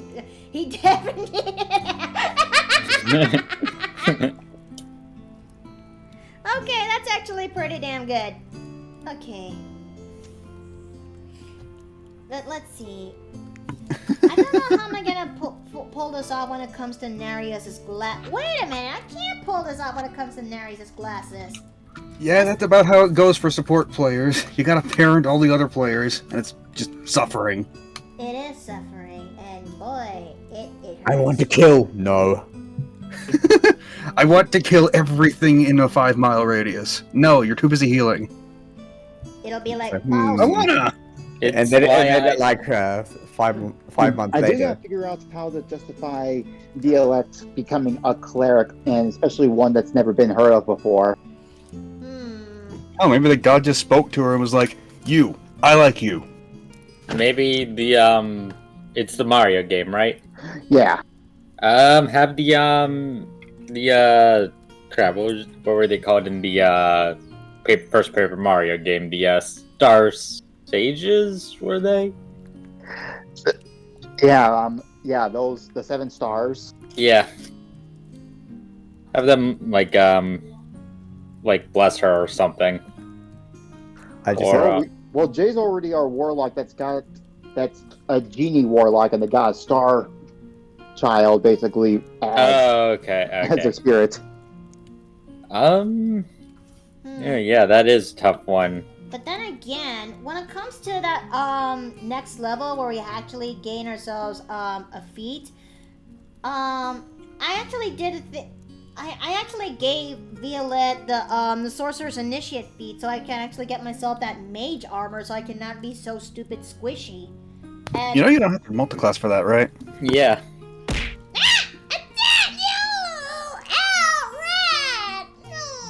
It's funny. One of the my early concepts for a rogue character, I made him a variant human, and I made sure to give him magic initiate from the bard spell list, so that his main gimmick was he was going to trick people into thinking he was a bard, but really he was a soul knife. So basically, how he would introduce himself is he would use prestidigitation to form a business cards, because he was a mute. And he would end up using Fairy Fire as like the very first move. The first what was this Crafty's Bugbear character? No, I didn't know Crafty. Well, when I heard of cards and all that and mute, I was thinking of his Bugbear. Oh, these are two completely different characters I'm talking about. That's kind of a bit of a coincidence, then. No, Millet's a fortune teller character who uses tarot cards as his spellcasting focus. But yeah, that was a really huge coincidence. Yeah. And then I forget his other name because I had to scrap him, because role-playing wise he would have ended up being a murder hobo. And nobody wants murder hobos. No. Worst of all, a chaotic neutral murder hobo. Oh, I have a chaotic neutral character who's kind of a murder hobo, but she only wants to murder one person. Oh, then you're going to be the bane of role players. Oh no, she just wants to kill one specific person. If anything, I would rather have a chaotic neutral horny character than a chaotic neutral murder hobo. Yeah, we can discuss that when the time comes, Makoto. And by the way, I do have a specific character who does fit that criteria. I'm not filling that in here, Chad, because I do not want to get the bill from Twitch. I've read the book How to Lose Your Twitch Affiliate 101, and I'm not doing that here. Well, Time to make a Bansley. I'll head out for now. I gotta head to the gym. Okay. Yeah, take have a care. good day. All right, see ya. Okay, what is everyone's OC character, class, and jobs? Oof. You mean like for what we are now, or our preferred player character? Yeah, our like go-tos. Do you have any idea how narrow how little that narrows it down? But jokes aside, I think being more specific, you gotta be a little bit more specific, Daijino. It's a very broad question. Yes. We are professional D&D players. We have like a ton of character sheets. Sadly, the only thing I'm professionally right now is unemployed. Oof. Preferred PCs, apparently. Let's see. I mean, I'm mainline support classes. I cannot run without taking something with support abilities. Whether that's running a cleric when I feel like actually letting someone be religious, or running Divine Soul Sorcerer when I want them to be their own thing. The latter is much more heavily weighed upon because most of my characters have backgrounds that set them up to be naturally powerful in that fashion. Yeah, like for me, the only character that I got to play more than one session with so far has been Galleon, so like that kind of unfairly stacks it in his favor. I have plenty of characters, but most of them either haven't had more than one session or have not had a session. I would actually love to play as Aaliyah or any of my I would actually love to play as Aaliyah one day because with the way we're writing when it comes to Ambrosia, it's aka the expanded backstory of theirs. Mm-hmm. Yeah, I can't wait to play as her in the table one day. Likewise, Darius is my next go-to character, but as I said, I've only technically played with Galleon for more than one session, which was fine because happy-go-lucky dwarf with relatively simple backstory learns the hard way that being a hero isn't as easy as the fables make it out to be. No, it ain't. No. Several dead party members later. Oof. Are we still on the what were you talking about? I had to step away for a moment. We were talking D&D characters. No, my go-to is Bix, who is a goblin artificer, and she is an armor, and I kind of go full common rider with the whole theming with her. Yeah, I did consider artificer theming for Darius as well, but rather than common rider, I was thinking monster hunter. Yeah. I think when it comes to me, it kind of varies because you got Mary, who is my artificer alchemist, who is a support character, yes, but much earlier than that, she's an apothecarist, you know? Mm-hmm. And she, because she wants to help out people, it's just a shame that the one thing that's holding her back from fully enjoying that is that where she's from, people are not very fond. People are very wary of her because it's one thing that she's born with albinism, but she's born with 1T pureblood scales that is on her face and her upper body, and because where she's from, the 1T purebloods are bad omens, if not bad people, and they considered Nessa just as bad as them. And then it only takes about the death of her fathers into one storm, where she finally gets to learn a little bit where she's from and decides to go out and find out where she's from, for better or for worse. decides. It's either it's either continue staying in a town where there's no one left who is actually there to look after her, or just or it's just go out into the world and find the answers to her lineage. Mm-hmm. I hope that actually helps out. I don't know, Yeah, that makes sense. Okay, so let's see. I went into my detail about my own favorite a minute ago in the chat. Basically, I ended up making a character for for lack of a better description, an adult game, and she accidentally ended up my best character ever. That sounds like the best kind of character development. Yeah, there's a whole story to it. I could probably send it in DMs if you wanted to hear it. Yeah, fuck it, I'm down. And for those who want to know who Let me see if I can find it. For those who want to know who Mary looks like, I'm gonna go and bust this out right now. This is her. And it also doesn't help that this is my first time playing as a alchemist artificer, and I think I really need more training when it comes to that, because boy, alchemist is a whole different beast of a class. But at least I'm trying my best when it comes to but at least I'm trying my best to catch up. I wouldn't worry too much about it. I mean, both as you gain experience in terms of the actual D&D class as well as the aesthetic associated with alchemists. I mean, Okay, I'm gonna put it on a dock real quick.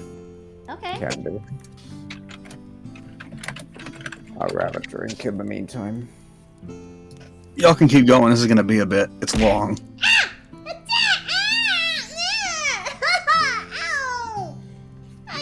I get that. Oh, God. Well, it's a good thing I kind of listened. I put a cooldown on those pillows, at least for the time being. So, yeah, given how I described Nessa's backstory, I'm still trying to figure out how is that going to work when it comes to her male counterpart. Like her, maybe he was forced, maybe he was, as Nereus, was forced to do the few things that Basilisk Rose,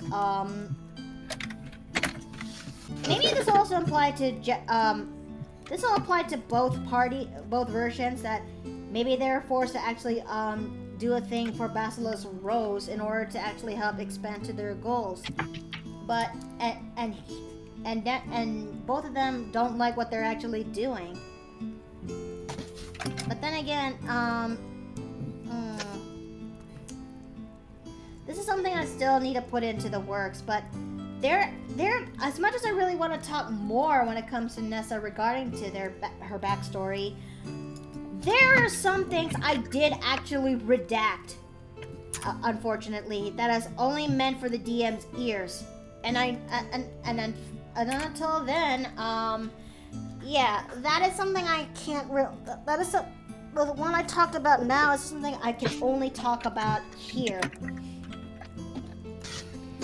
I hope you guys are fine with that or something.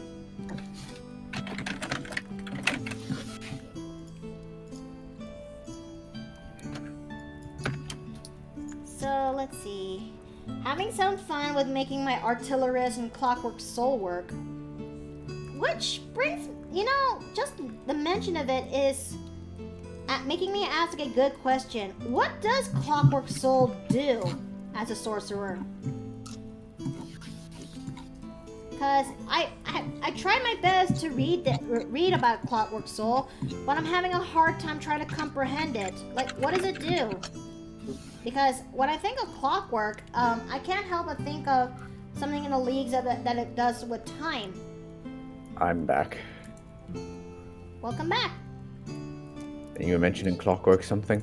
Yeah, chat, Daijino mentions about, he's having fun making his artillerist and clockwork soul.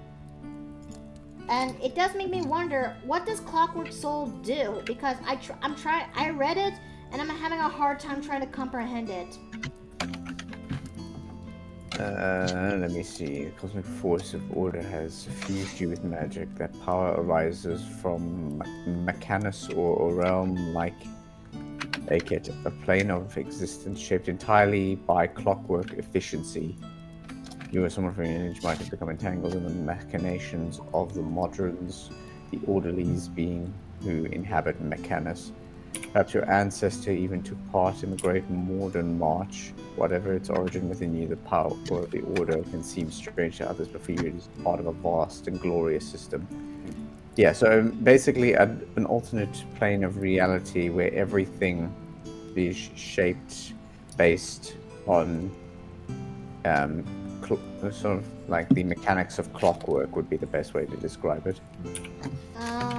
Okay. Imagine steampunk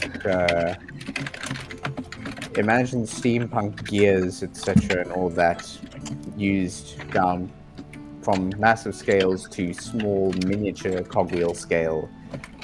So from giant machines of industry to tiny precision machines like a wristwatch. So it really does be like clockwork a bunch, because when I hear it, I can't help but think that it's like you're manipulating time. So it mainly talks about things like clock faces, cogwheels. Kind of imagine mixing time with steampunk. That's the best way I could explain it. Okay. Let's see. They're kind of like the chronologists, and some of their features that they can mess with more so fate than time. I think I might need to see this in action in order to comprehend this a little bit easier. So, let's see.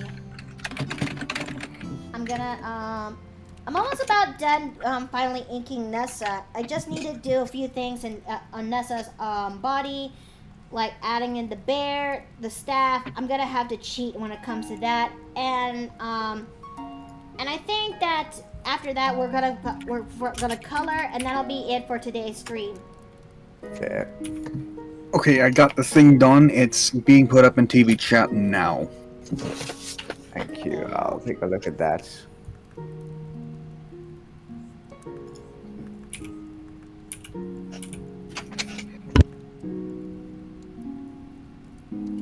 So, but what do you think when it comes to when it comes to Nereus having having long hair but kept it in a ponytail, just like the original Source does? I think it looks pretty good, actually. I like it.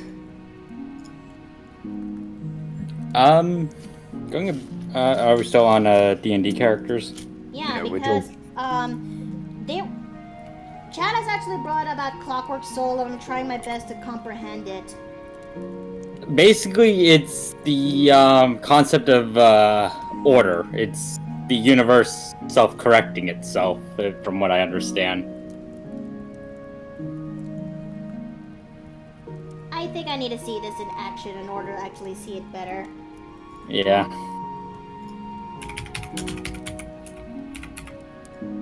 Let's see. But going a bit of my character, a bit of backstory I had was that Bix was a goblin that well, you know how goblins are. They're typically known as very cheap labor and make excellent grunts.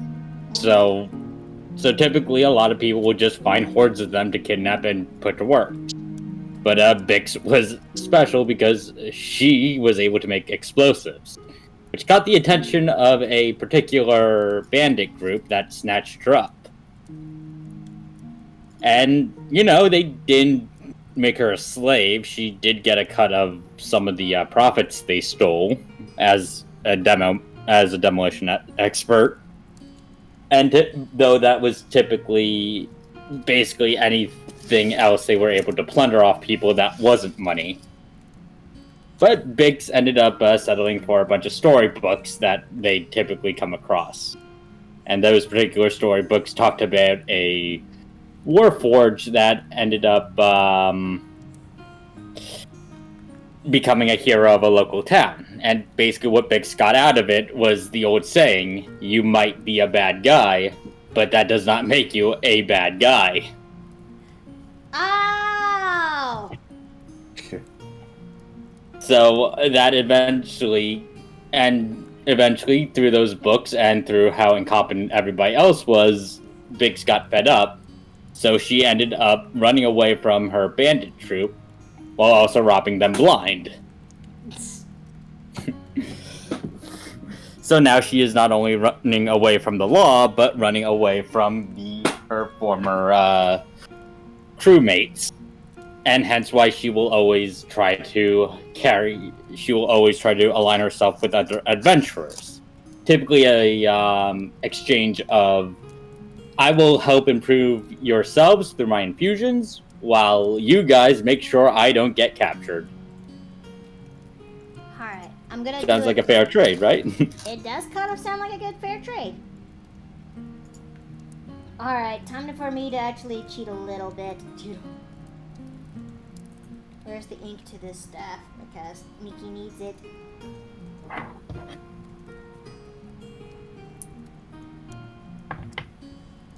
Do I need to actually draw the staff? Maybe, but I kind of need to save time since while we're here. Okay, copying that. Oh lord, this thing is fat. Okay.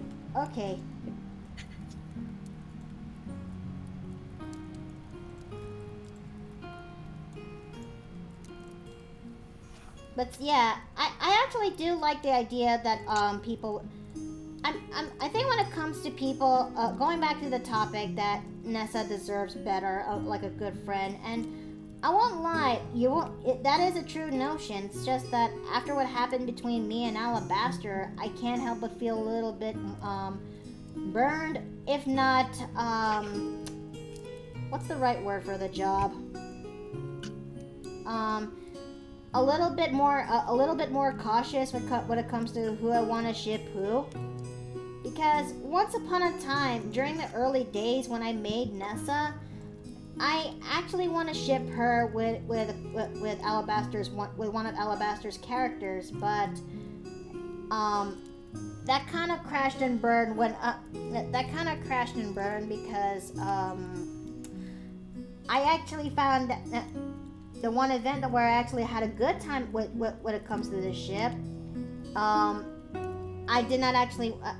It turns out that Alabaster's. Oh, Drumlock! Thanks for the gold. Thanks for the copper coins. Thank you. So yeah, I can't help but feel a little bit. When I finally saw that there's a potential ship going in there, I realized that it didn't actually really matter, because we're actually in the middle of this RP event that's going out, and it's a contest, and Nessa did not win the said contest, and the one who did win is Alabaster's wife's character, and can't I actually blame them? I mean, the writing is in the wall. They had a better chemistry, and they actually and their characters flirted for long before this RP event happened. Long before I actually finally got into the game, the role-playing game proper. Had I actually known about this, I would have actually not pursued them. And the second time I tried shipping Nessa with Alabaster's other characters, yes, it's a little bit of a controversial character because he was meant to be hated, but I saw something in there that he doesn't, you know? And when when that happens, and it also doesn't help that after I learned that, so that got me, and that's the second time I got burned, and now I'm even more wary of who I want to ship Nessa with. Does that sound bad? Not It's just, Nah, not really. I mean, again, you got hard done by, so it only makes sense that you want to look after yourself. Doesn't help that I get I gain a level of particular pickiness in who I want to ship Nessa with. I hate it when that happens. But I think I will be fine, I guess. I'm certain you will overcome it. So let's see. Come to think of it, now that I look more into Nessa's outfit, there are lines in Neris's in her coat that I need to actually pay attention to. So, okay. Okay, it's gonna be one of the. Okay, it's gotta be that. Okay, I can make this work. I can make this work. I can make this work. Hey! No!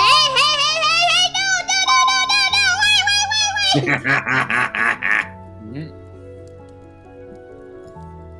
But yes, that shipping is way harder than one would think. Yeah, exactly. Because when it comes to shipping it's one thing to ship your characters with the NPCs that pop up in the game. But it's a whole different kind of beast if you want to ship your character with somebody who is ship your character with a player character, with one of the player characters, if you will. I think when it comes to I think at the end of the day, it all depends on the chemistry on the characters, the characters who they interact with.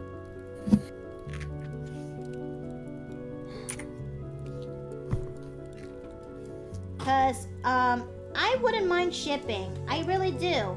I just want to know the chemistry of the characters before I get to make that decision. That's fair. I love that. I think the worst thing to ever happen to me in a D&D campaign is when I had to leave a campaign, or rather the DM had to write out my character, despite the fact that my character had probably the best chemistry with our barbarian. Like, we were fist bumping in the battlefield. You probably wouldn't have found probably a better bromance. There was even a situation where the barbarian had to seduce the daughter of a leader of bandits, and I was in the bushes doing the hiccup 2 thumbs up meme in the background, because I was his wingman. Hello, Steve. Yeah, hi, Steve. Papa. Hi. Hi. But yeah, continue. That was the saddest moment, was because, I've been in a lot of groups, and I typically am the only one that tries to spark up some kind of banter with the other players. It takes time to spark that up, but when I do, I treasure that. I can relate immensely to that. I really do. Friends help friends get laid. Yes, exactly. It's one of the rules of the unspoken bro code. Exactly. Which, while I was never, amongst a band of brothers, even I know those rules. I think everybody needs to know those rules. Yeah. Or at the very least, the basics of them. Yeah, the basics. Oh, you gotta be. In fact, thanks to Ducky, I learned a few of the other ones. If a man helps you get laid, you owe him a pint. If a man jumps on a grenade in order to help you get laid, you owe him a pint. But he also owes you a pint because he also helped you get laid. It be like that, though. But yeah, it was very upsetting, especially because it was not a good DM I had. Please tell me you're at least still in good spirits with that barbarian friend of yours. No, unfortunately, eventually the group did have to dissolve due to scheduling conflicts. like most, and I did not bother to keep track. Which, yes, that was sad. But it gives me confidence that I can probably forge that kind of friendship again in another campaign. Heck, I even listen, the character I use Bix is a recreation of that one character. Just re-outfitted to better help my playstyle, because she was an artillerist before becoming an armorer. People don't like interpersonal relationships. Gotta have someone who is willing to go there with you. When it happens, though, it's RP magic. It is. It truly does. It truly does, chat. Because, well, nothing's. When the chemistry is done right, it is truly magical. Yeah. Just one off the top of my own head is between me and Mickey, actually, with my Ranger Fighter multi-class Navia Thronebreaker and her Verdant Druid Alve. And yes, we are a couple, we are dating, but we promised that we would try to evolve things naturally if it came to that. But these two are essentially two peas in a pod. They have very similar. The way they were raised was actually pretty similar. Right. Mm-hmm. In fact, I think thinking about it now, the chemistry is kind of there, especially when Alve is still in their small state. He was very protective of the little one, and I remember when. One of my favorite moments, because Navia's got an 8 to his, I think it's either a 7 or an 8 to his intelligence, but a very high wisdom. So I flavor it as he is intelligent, but he is not educated. He doesn't know very much outside of his specific sphere of knowledge. Anything outside that sphere, he is basically a dunce. So when the Verdant went from a little babbly boy to a full-grown woman, the first thing he asks, he turns to his other halfling party mate. Are you gonna do it?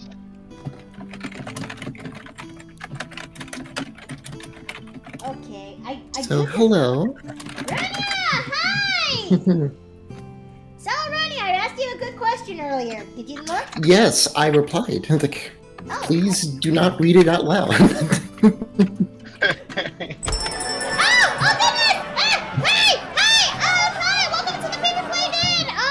And I have the worst fucking timing. Yes, welcome back to the Paper Plane Inn. I'm Mikota Nui, and thank you guys for coming by for today's art stream. Did we just get raided? Yes, we got raided. I hope you Yes, guys actually you did. had a good time. Oh, Lord. Okay. What did I was about to read. I saw your answer, Rudia. I really do. But yeah, welcome to the Paper Plane Inn chat. My name is Mikota Nui. I'm your graduate innkeeper host, and I'm currently doing art that is a continuation of April Fool's Day a few days back. And now, oh wow, Narius really does look like a real soft boy, doesn't he? Yes. Nice. So how's the stream been going? Like, Well, I'm now doing the coloring phase when it comes to Nereus, you know? That's the male version of Nessa. Ow!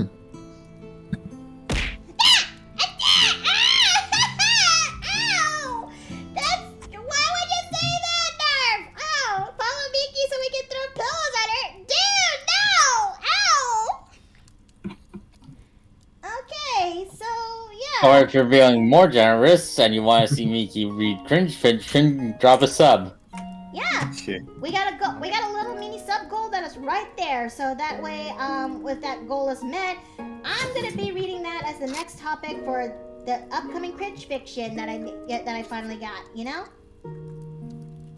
It's where we finally get to read Bleedman's comic Powerpuff Girls Dojinshi, and some of Excuse those me? comics age like milk, and it doesn't help that. Oh, thanks for the hydrate. I'm gonna go do that right now.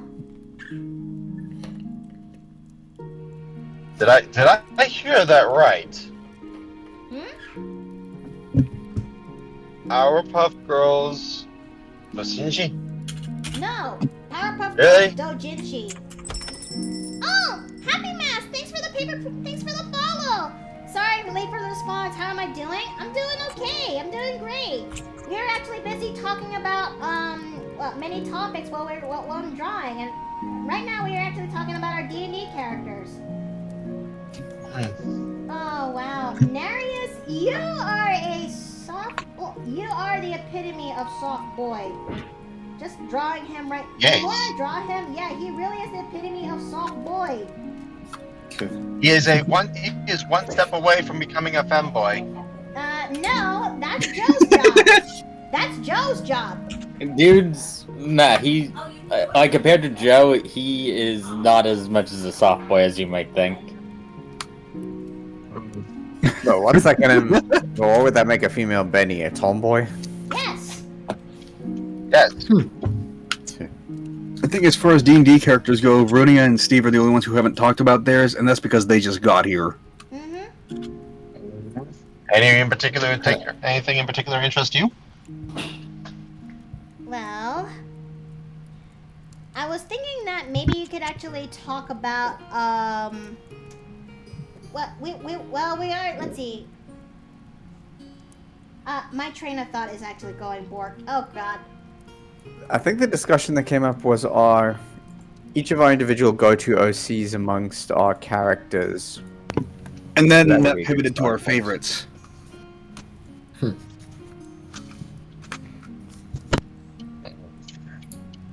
Yeah, it'd be Our like that. favorites and our go-tos. Well, I don't really have any particular go-to. I tend to try and make something that'll fit with the party. But as for favorites, I've got a few. Obviously, Valen, my very first boy. He's a bit basic and bland, but he's still near and dear to the heart. Then there's my Goliath, monster hunter, Naviath, who is essentially Valen 2.0. You have a type when it comes to making his characters. I do. I make them martial. I don't do spells. I have tried it, and full respect to anyone who can do it proper. My only spellcasters that I've ever played is an armorer that I'm currently playing called Chiron, who is a satyr armorer, and not Eastrun. Wait, it is Eastrun. Kelu, dragonborn. Can't speak. Dragonborn. Draconic bloodline. I may have to do a little bit of a rework on male Nessa's outfit somewhere down the line. It looks fine to me. You think so? I mean, we might have to change the colors around so that the inner shirt is yellow or something like that. But because just having like this big old yellow coat, it really sticks out. It's not bad, but maybe it's just me and my particular feelings on the color yellow. Well, yeah, you kind of have a negative association. Yeah, well, overall the outfit shape changes when you don't have that. What do I call this? The belt sitting on the belly of female Ness on the male one, so the overall layout changes. Yeah, that belt in the middle kind of helps break up the silhouette. So, what should I actually do for Ness, though? That is the question.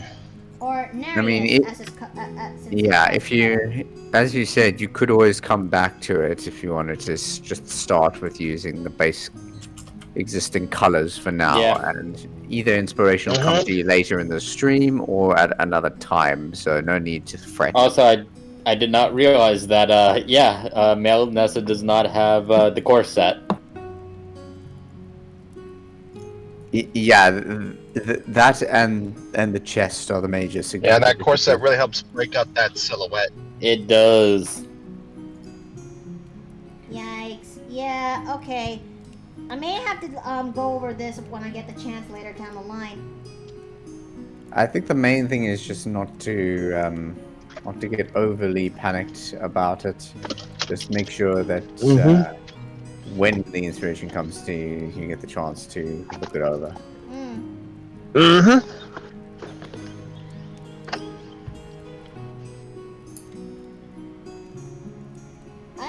I think I should also make his eyes a little bit more narrower for Nereus, you know?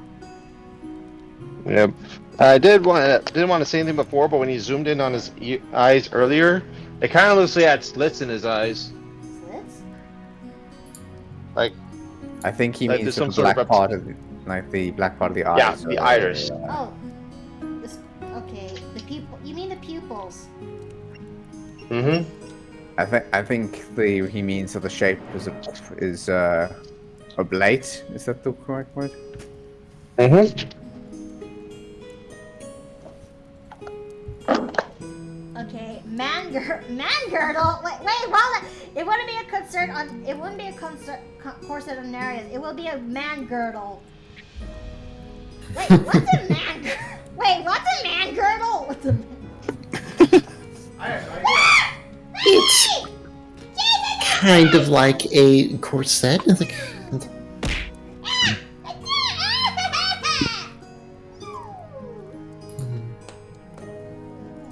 so yeah, I had a heck of a time on my stream earlier today. It's like, Oh?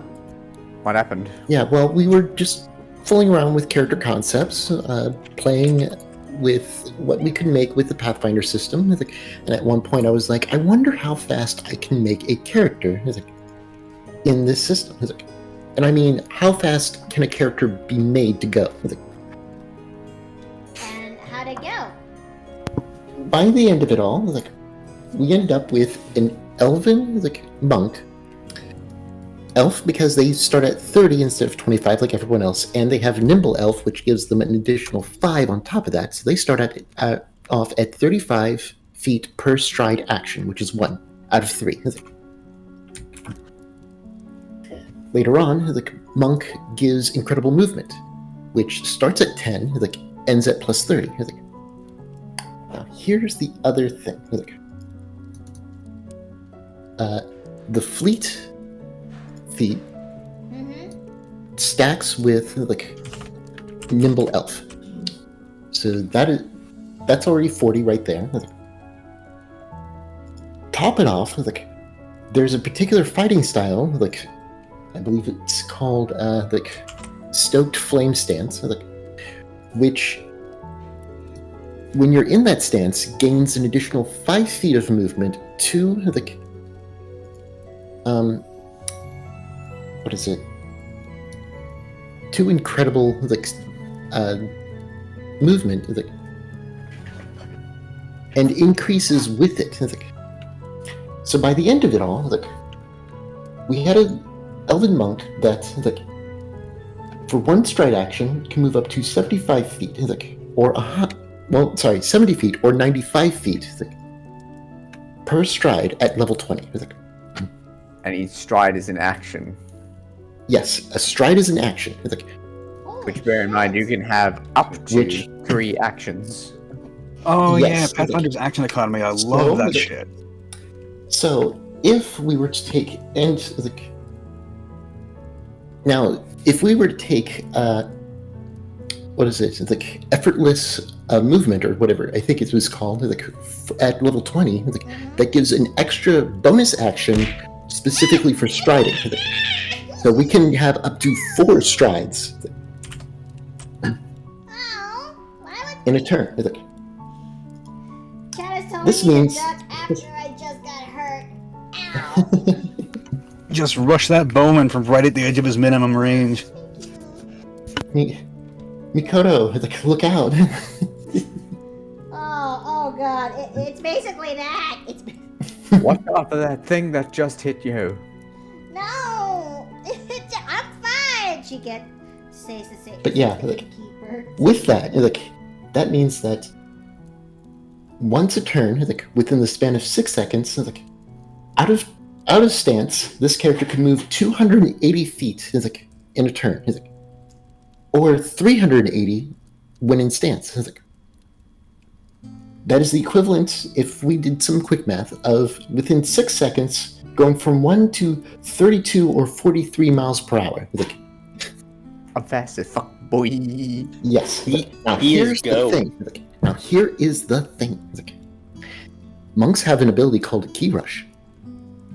Key Rush basically is if you spend like one key point in one action, you get to stride twice. There's no limit to how many times you can do this other than having the actions and the focus points.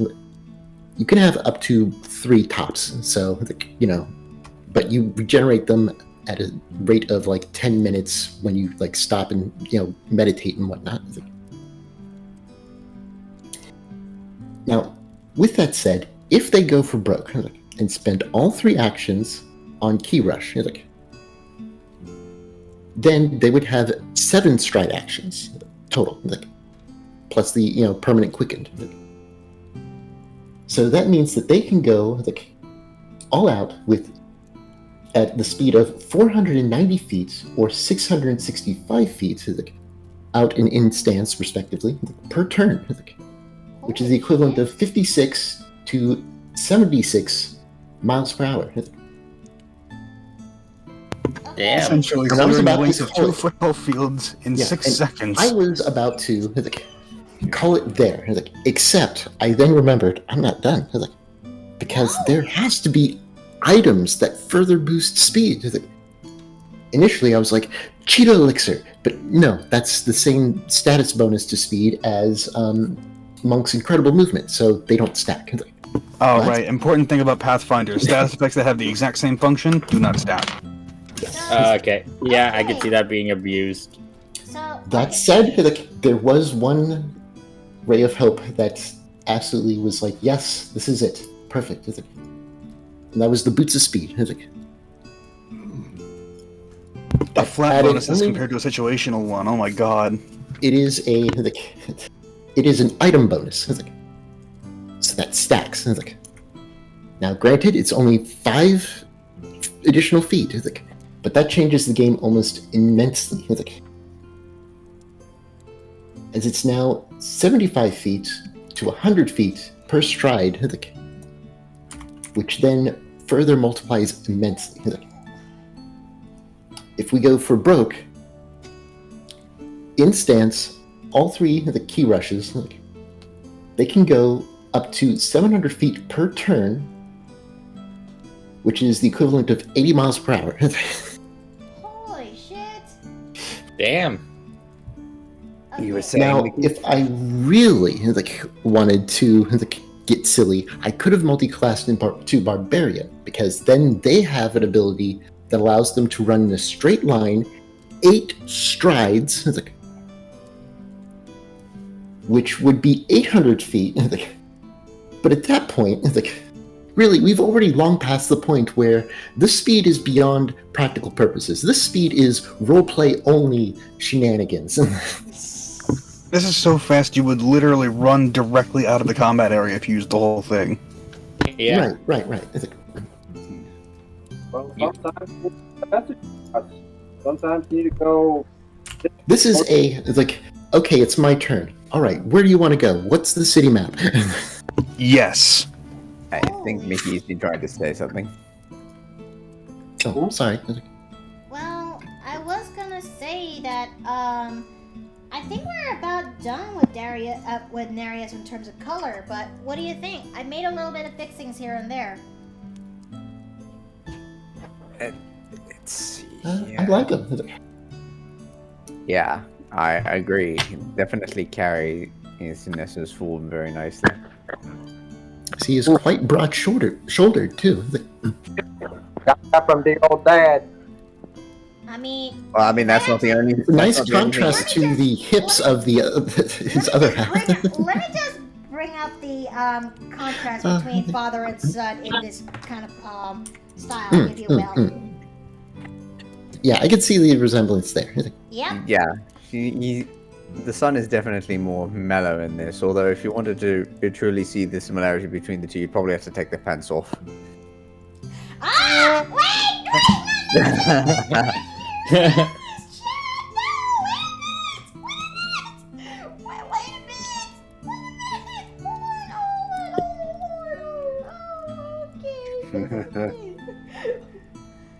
Bubba, why are you looking at me like that? Love you. I'm also surprised no one's clipped me getting you earlier this week. I think one from the one in Terraria is enough, HUD. But yeah, I think that's about it. That's about every character that's the main 4 that I could think of who have been switched from, who have had the characters changed. Okay, so I'm gonna bring a roll call right now, so that way people would actually take a good look. So let's see. We're gonna bring back Male Joe, and yeah, It's very nice. he looks very nice. Indeed. He, she, they. Well, Like, I really like the scapula you did here with the scales. I mean, he is actually, well, it is kind of based on the actual source material, so yeah. Looks good. All right, I'm bringing back I'm bringing them back. I'm bringing everyone back. Why? Oh no, not that guy. Okay, I'm bringing everyone back so that way everyone can get to a good look. Okay, is everyone ready? Okay. Yep. Yep. I was like, And we go from let's see. Man, we have actually gone from, let's see. No, Dione. Okay, computer, don't be chat. Okay, computer, don't be dumb. Okay. We had gone from the original source materials where everyone originally were girls, and computer, can you not? Okay. And this is also bringing them up right here. Yes, you too. So, okay, chat, look at this. This is everyone in their original state, and now we have actually one by one go from female to male. Okay, let me reiterate this back. Female presenting. Dianthus Autumn, a leader, a botanist, an asshole if you actually piss him off in the wrong way possible. Single word descriptor, fire, because this man is a wildfire druid, just like his original counterpart, and he too is just like, they share the same similarities, where he actually is banished from from the Eladrin Spring Court. And got to live with the orcs, the half orcs, and become the Stonebarks. He also became one of the one change is that he becomes the chief of the Stonebarks, and was the one who actually who gives the changes to that of diplomacy, so that war fights are a little bit meaningless. He marries his wife, and they ended up raising a child. And then lost said family because of said cultists again. And Dianthus still has that. Dianthus is a little bit cautious, wary even. But after he got past that, it turns out he has actually he has actually a father to his men, and actually cares for those who are near him. Just don't piss him off. Just don't. Otherwise, he's going to be sending his flame spirit nemesis towards you. Now, Adonis Gardino, an actor, a singer, a bit of a closet sub if under the right conditions. Single word descriptor, music. Because this man actually loves to play and actually loves to entertain with his entertain. He also is a bit of a big flirt and is not ashamed of it. But deep down, there is a level of a heart of gold. he actually loves to entertain children, especially to the ones who are from the orphanage he was from. And he is not a and he actually does want to have a family of his own one day. I wonder how's that going to work out, especially when it comes to the female wizard, older lady who caught his eye. And now, and now for this one, Jocasta. I don't think I have a proper name for the male version of Joe. Shit! We were talking about names and we didn't actually pick out a name for Joe. Whoa, goddamn. Okay, I'll roll with one I got. Joe Hyacinthus, aka the male version. Okay. Okay, let's see. Okay, a traveler. Joe Hyacinthus, male. A traveler.